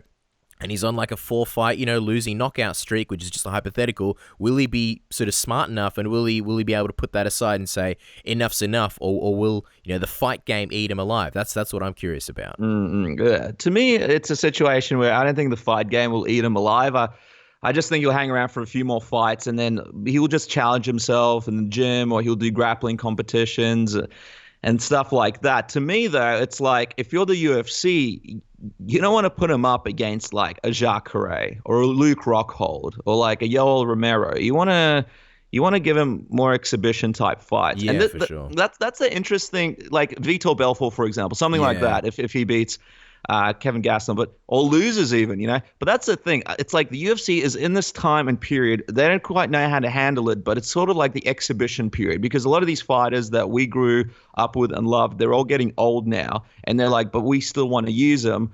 And it's like they're coming to a realization that, hey, like, or I don't know if they will, but I hope they do, that they can come to a realization and be like, hey, can we do like an exhibition class, which sounds really ridiculous, but it doesn't have to be official. But it's like, can we draw money by putting up Anderson Silva versus Vitor Belfort for like a Brazilian fight night card, or like a co-main event on a crappy Brazilian card? Can we do that? Can we sort of not announce it to the fans, not make it clear that, all right, this guy's an exhibition fighter, be like, all right, this guy's 41, he's lost a few things. We could put him up against Jacare, but why don't we put him up against Vitor Belfort, make money off him, make him money, and then sort of see what goes on. I'm just sort of curious to see how the UFC and the matchmakers handle this. Can there be like a ghost class, a ghost exhibition class? And just to clarify, when you say exhibition, you mean like showcase, right? Like it's not an exhibition fight in the sense that it's just for show. It's an official fight, pro fight, win-loss record affected and all that stuff, but it's more like showcase, right?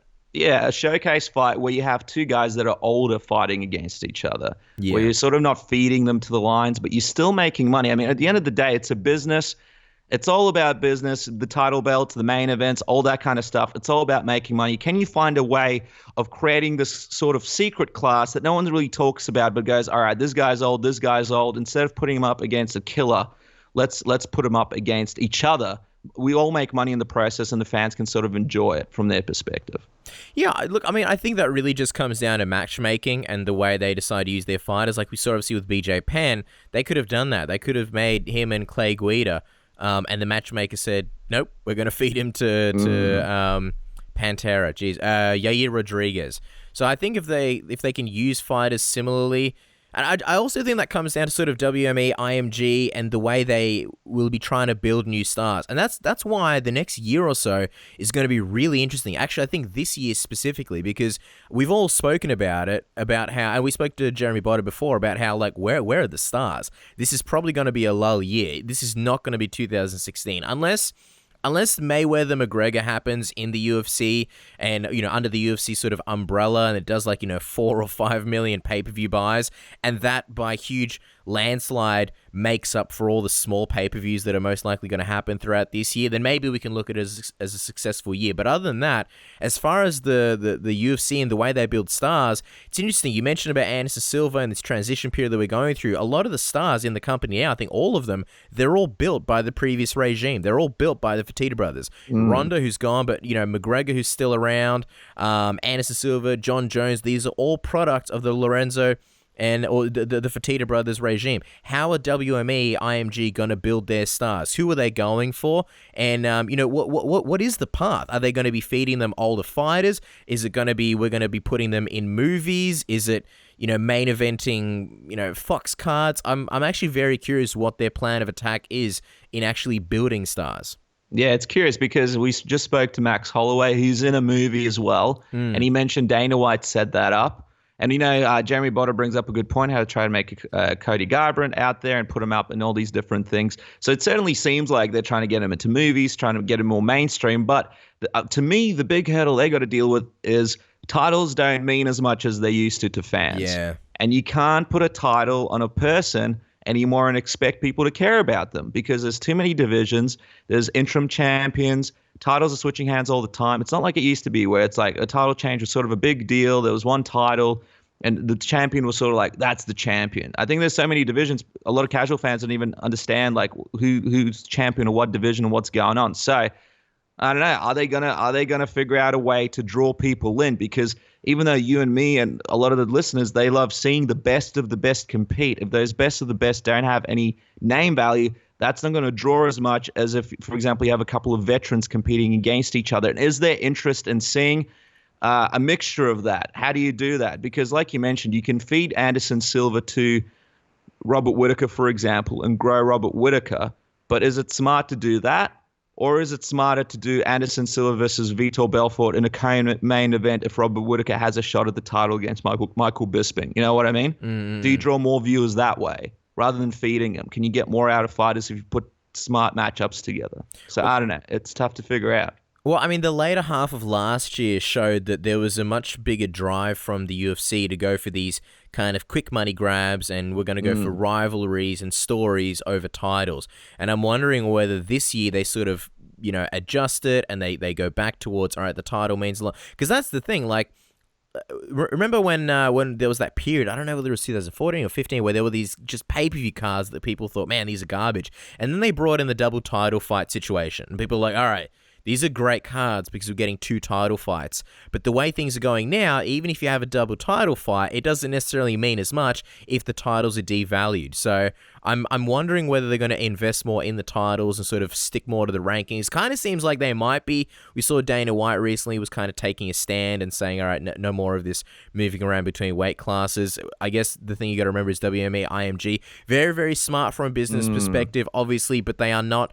They are, they don't come from a fighting background like, the Fertitta brothers and obviously Dana White, who didn't necessarily come from the fighting background other than Dana White, but, they sort of built the UFC from the ground up. WME, IMG are an entertainment company. But I don't know. It's going to be an interesting year. For the record, I will say Derek Brunson, in my opinion, won rounds 1 and 3. And one thing that I want to talk about really quick before we get off this UFC 208 topic, Dennis, what did you think of the 3-man commentary team at UFC 208? John Anik, Daniel Cormier, and Joe Rogan. What did you think about that? Well, it was one of those things where I thought, all right, when you're sending Mike Goldberg away, you must have some kind of plan. Why is he going? Is he going because you bring someone else in and you're going to try something fun and new? When I found out about the 3-man team, I was a little bit disappointed. I'm like, well, probably you could have held off on sending Mike Goldberg away for a bit longer until you get this whole thing settled out. Because even though I like Daniel Cormier and I like what he brings to UFC Tonight and those kinds of shows and some of the post-fight stuff that he says, even though some of his trash talk is really sort of lame and predictable, I don't know. I didn't enjoy the 3-man team. My reasoning for it was you just didn't get enough, apart from Rogan, you didn't really get enough of Anik. You didn't really get enough of DC. It sounded like the guys didn't really know where to jump in, when to talk, when to stop talking.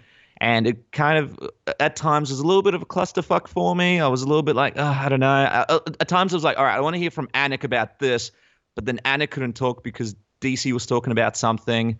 It was a very overpowering for me. I'm not a big fan of the 3-man booth. I haven't really listened to many fights where I've enjoyed a 3-man booth. I know in pro wrestling they do 3-man booths, and that kind of works because it's, I suppose, scripted, and they have someone in their ear telling them what to say a lot of the time, like Vince McMahon is in their ear. And I don't know if Dana White is in the ear of Daniel Cormier or John Anik going, all right, you go. And I know it's something that's going to take a while for them to get better, but I I didn't really like it, UFC 208. What about you? Yeah, look, I think the first time, this is the first time that all three of the guys work together. I think there's always going to be wrinkles that you got to iron out. And look, me personally, and everyone's entitled to their own opinion. I'm curious what you guys think. Drop some comments below and let us know what you think. I actually liked it. I really loved it. I agree with you that Jon Anik did not get enough time to talk.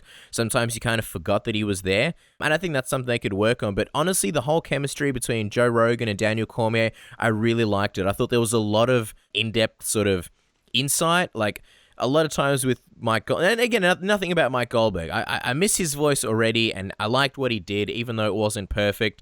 But a lot of times, like, you had Joe Rogan giving all this insight, and then he couldn't really have that back and forth with Mike Goldberg. Like, Mike Goldberg didn't really necessarily bring that much in terms of color, which obviously wasn't his job, but he couldn't really go tit for tat with Joe Rogan. You know, it was more about he was setting up Joe Rogan to explain things, and I don't know, sometimes when Joe would go back to him, it would just kind of fall flat. But I like with Daniel Cormier, where Cormier would say something, and then Joe Rogan would expand on that, and then Cormier would go back to it and expand on it even more. It was actually almost like an episode of the not Joe Rogan Experience, the Fight Companion podcast. It was like a party for me. All these different people, all these different insights. And Joe Rogan was almost like conducting an interview with DC at times. So he's like, what do you think about this? What do you think about that? What do you think about, excuse me, this theory or that theory? So I actually really like what it brought to the table. And, you know, DC, he's a guy who's very used to, not necessarily commentating, but, you know, analyzing fights. So it wasn't his first foray, and so I think he did pretty well. And I think it brought a big energy to it, a big vibe. I guess my only complaint or area for improvement would be a little bit more Jon Anik. But other than that, I liked it.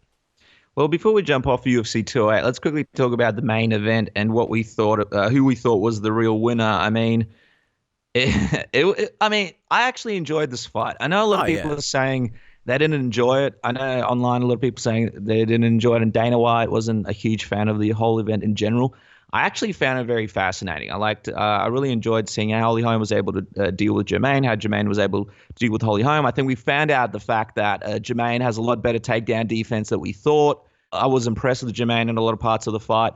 Holly's toughness impressed me.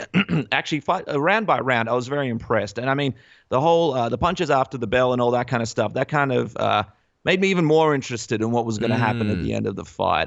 How did you score this fight, Cass? Who did you have as the winner? Yeah, this is like a Rocky movie. There was so much drama, so much back and forth in this fight. You saw Jermaine really take the first 2 rounds easily. I mean, the straight right counter of Jermaine, that was the story of the first 2 rounds. Round 3, I had it for Holly. It was such a close round, but that head kick, you know, I don't think it did the most damage to Jermaine. She recovered really fast and straight away was throwing punches. Obviously, that's where she threw punches after the bell and in the previous round. But I gave the 3rd round to Holly. I also gave the 5th round to Holly, which is pretty amazing. The way she got stung with those big punches early on and then rallied and came back. She really sort of had a sense of urgency. Here's the thing, and feel free to disagree with me on this one. I actually had the 4th round a draw. I rewatched it, and I can't pick a winner there. You had Holly being quite busy, but no one really connected with all that many strikes. I believe both women connected with strong punches of their own at one point. I think Jermaine got Holly with a good one, a good right, and I think Holly got her with a really good left. And then a lot of times, Holly had Jermaine up against the cage, but she didn't really do anything with it. She was trying to control it. She was trying to take her down, wasn't able to. So you kind of give points to Holly for control, but these days it's about damage. And Jermaine, even though her back was on the fence, she was kneeing Holly, and they sort of traded knees. So I actually thought it really came down to the 4th round. I scored it a draw, and I think the fight was a draw. But if you do deduct the points, which should have, at least 1 point should have been deducted after the 3rd round for sure, I think Holly would have won with the point deduction. So, yeah, I don't necessarily have an issue with Jermaine winning. I think it was a really, really tough fight to score, but me personally, I think it was a draw. Yeah, I agree with your analysis exactly. I think it was a draw, or with the point deductions, the fight goes to Holly. And even though next we'd like to see Cyborg in the mix, and we want to see what happens next, if it does come down to it and they do end up having a rematch down the line, not instantaneously, but down the line, I'd be very interested to see what kind of adjustments both girls made and how that fight would play out, because this fight was extremely close for me. You really saw with Holly Holm, she had a little bit of inexperience with the wrestling, setting up her takedowns, putting her hands in the wrong place, sort of just pushing Germaine up against the fence and not taking advantage of the dirty boxing and those kinds of situations. I'd like to see what she'd look like if they fought again, if she'd have a different game plan. And also, Germaine, like I said, impressed me. Her grappling and the fact that she was able to keep Holly away from taking her down was pretty impressive to me as well. So I think there's a story there, even though Dana White doesn't really want to tell it anytime soon. I did enjoy the fight. And also, I just wanted to mention Dustin Poirier versus Jim Miller was a great fight as well. So I thought that was a good fight on the main card too. Yeah, for sure. You can't mention UFC 208 without taking hats off to both Jim Miller and Dustin Poirier. That was a great fight. Before we go, and we will be going and signing off in just a moment and telling you how you can win free tickets to see John Kavanagh in either Sydney or Melbourne, which is going to be a lot of fun. Bellator 172 is this weekend. Fedor Emelianenko, the last emperor, returns, and I believe the sexy sweater will be around town. So there are a lot of reasons to get excited. I know you're excited, Dennis. You got the Ukrainian background. You're a big Fedor Emelianenko fan. What are your thoughts about this one? Well, first of all, I like the way Bellator promoted this. They did a bit of a feature on the sweater, which I was like, yes, this is smart. Good stuff for you guys. To me, it's funny. Jeremy Botter, he made a really good point about how his heart sort of goes out every time Fedor fights, and he just keeps going back. I mean, you and me, we've had so many conversations about Fedor's fights, and especially that fight where he, initially lost to Verdum, and we were both like, "Oh my God, what happened here?" So with this fight, there was a mourning period there. Yeah, there was a rough period there for that Bigfoot Silva fight. Jesus. So I'll have my heart on the sleeve once again. I do think Matt Mitrione will beat Fedor. I expect him to do it, and part of me expects it to be in pretty brutal fashion via KO, something early. But if Fedor can beat Matt Mitrione, and we're in a position where today's Fedor beats, Matt Mitrione, today's Matt Mitrione, I think that's a pretty big step up compared to a lot of the competition that he's had, and it's a good thing for Fedor. It's a big win, a big feather in his cap. So I'll be watching without a doubt. I predict Matt Mitrione to win this one early in the second round via KO, but if Fedor wins, obviously I'll be very happy. And just on that Ukrainian thing that you mentioned, it's really funny. My family's Ukrainian, grandmother, grandfather, mom, all that. All of them know Fedor. All of them know Fedor. Personally? Well, maybe. I might be related. I might be related. It's not that far of a stretch, right? I shouldn't say that, actually, because there's some stuff going on in the family with the brother, but I might be related. No, I'm not related. But the thing is, all of them know Fedor. Grandfather's 97, grandmother's 90, Jesus. Mum's not into MMA at all. And over there in Russia, on the Russian news, he's all over the place as well. So he's huge. He's huge. There's no doubt about it. That part of the world, they're going to be watching. My grandma's going to be asking how he went, and they throw all that stuff up in the news. And I actually play the fight for my grandparents, and they're like in their 90s and don't care about MMA. So that's how much of a big deal it is to people from that part of the world. Cass, how do you see this fight? Do you have a prediction here for it? Yeah, I was just gonna say, we should have your grandparents on the show because they probably know more about this whole situation than either you or me. Well, okay, let's look at it this way: Fabrizio Verdum, Bigfoot Silva, Dan Henderson, Jeff Monson, Satoshi Ishii, Pedro Hizo, Jaideep Singh, and Fabio Maldonado. You could easily make the case that Matt Mitrione is the best fighter that Fedor has faced since Fabrizio Verdum. So this is a really big test for him, especially this late in his career, especially considering that, his last two fights coming back was Jaideep Singh and Fabio Maldonado. Fabio Maldonado won that he was, I think, very, very lucky to be given that decision. Very, very lucky that the fight wasn't even stopped in that first round. Now, we know Matt Mitrione can hit. He hits very hard. He's very, very, very athletic. I'd say even though Fedor was incredibly athletic back in Pride, obviously he's gotten older and slowed down. I think Matt Mitrione is by far the better athlete at this point in their careers. He's fast. He has crazy knockout power. And I don't know the statistics on Matt Mitrione's fights, but I think I think one fight in his whole career has gone to decision. So my prediction is basically just that someone's getting knocked out. That's what's happening. I think Fedor definitely has a path to victory. I think the old Fedor can go in there and use his striking to set up clinch entries and tie Matt Mitrione up. We've seen a deficit in Matt Mitrione's wrestling in the past. We saw Brendan Schaub take him down and submit him. I think there's no reason why Fedor Emelianenko wouldn't be able to do the same thing. And obviously, Fedor's ground skills and submissions in general are far superior to Matt Mitrione's. That's the path to victory. I don't think he's going to do that. That's not the Fedor that we see these days.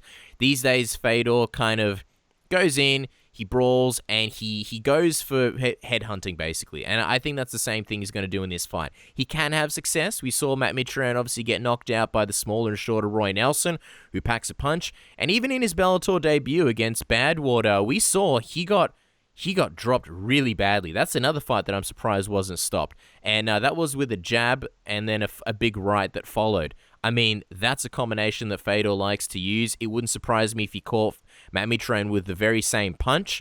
It's too hard for me to say who's winning this one. They both have big paths of victory. Matt Mitrione could either stay on the outside or sort of come forward as he usually does and throw big punches. And if Fabio Maldonado can clip Fedor Emelianenko, there's no reason why Matt Mitrione can't either. So I think it's going to end in the first round and someone's going to get knocked out. That's about as close as I can get to an official prediction. Yeah, and it's going to be very exciting to see. And good on Bellator for putting on this fight. And the funny thing about it is, we talk about, Fedor, he's old, but he's only 2 years older than Matt Mitrione. I mean, there's a big difference there. Fedor's taken a lot of punches. His brain isn't the same that it used to be. I mean, he took a lot of punishment, especially if you look at that Bigfoot Silva fight where he just mounted him, patted his face into the ground. And that was early on. He's taken a bit of punishment from Fabio Maldonado. So very interesting. Can't wait to watch it. Good on Bellator for putting it on. And the other reason why, I mean, from the beginning, you could definitely see Matt Mitrione winning. But the other reason why I'm kind of giving the edge to Mitrione is our good friend Kareem, when he was on the program a few weeks ago, mentioned that Fedor has had a super, super short training camp. And I don't know what kind of preparation he's had. I think that when Kareem was on the show, it was 3 weeks ago or something like that, and he said that Fedor just started his training camp 10 days prior. So he's had about 5 or 6 weeks to prepare for this fight. We know that Fedor a lot of times comes in, soft. Let's just be honest about it. So and he's obviously been busy dealing with things in Russia. So I wonder how well prepared he's going to be. And that's the other reason why I think it's going to only last one round. Look, who am I to doubt Fedor, right? But I just don't feel like he's prepared for a long fight. I think he's going to want to go in there and try and end it quickly as he usually does. And it's either going to gain him glory and he's going to look great in doing so, or it's going to cost him dearly. Yeah, and either way it's going to go. You guys need to check it out and check out the event. Now, before we go, speaking of fun events, we mentioned we'll be giving away an opportunity to win a double pass to an evening with John Kavanagh, an event that's going to be hosted by us in Sydney and Melbourne. And if you do get an opportunity, definitely go and buy some tickets. There's definitely a possibility they sell out and you'll miss out on the event. I don't think it's going to be broadcast anywhere like the iPay-per-view with McGregor. So you don't want to miss it. It's going to be a lot of fun. There's going to be a Q&A section. Me and Casper will be around to meet all you guys if you come down afterwards whenever we can and have a bit of a chat. But we are giving away a double pass. This is our first competition giving away a double pass for either Sydney or Melbourne show. Now, this is only a competition for Australian residents, unfortunately. So can't fly you down from New York to do the event as much as we would have liked to, but maybe one day in the future we'll have the budget to do that. A fun way to do it. We always talk about iTunes reviews. James Lynch, he always makes fun of us behind the scenes about it, but we thought, hey, since we're known for the iTunes reviews, getting you guys to give them to us, for this competition, we'll get you guys to jump on and give us an iTunes review. You give us the iTunes review, and then you email us at info@submissionradio.com. Make sure to include your username that you use to put down the iTunes review, your full name and phone number. We'll be going through the reviews. We'll be going through the emails. And in 2 weeks' time, when the show returns, we will be reading out a winner live on air. So there's only one way to become a part of this competition and win a double pass to either Sydney or Melbourne. Jump on, do the review, and in the email, make sure to also include whether you want to attend the Sydney or Melbourne show. That's important too. Yeah, it's very important. You don't want to get free tickets to the Melbourne show, and yet you're located in Sydney. So very important things there. And we'll, of course, be reading the review on the air. We'll be reading it live on the show. So make it nice, make it sexy, make it spicy, and it will increase your chances of having your review chosen. But that's pretty much it. That's pretty much it for another episode of Submission Radio. A massive thank you to all our guests. Obviously, Coach Mike Winkeljohn for coming back to the program, Robert Whittaker coming back on short notice, Max Holloway, and of course, Jeremy Botta, who's always a bunch of fun. Massive thank you to all those guys. A massive thank you to you for listening to the program. We hope you get some double passes. We hope that you will definitely attend this John Kavanagh tour, which we'll be talking about a lot in the next few weeks leading up to the event. Next week, though, no show. Isn't that right, Dennis? Yeah, next week there'll be a bit of a break. We'll be gone, so you'll have to wait till the following week to find out who the winner of the competition is. But it gives you guys 2 weeks to come up with a creative, fun iTunes review for us to check out. So we look forward to seeing what you guys come up with. We can't wait to come back. We're excited about the Fedor fight. Thanks to all our guests, and we'll catch you guys in a couple of weeks.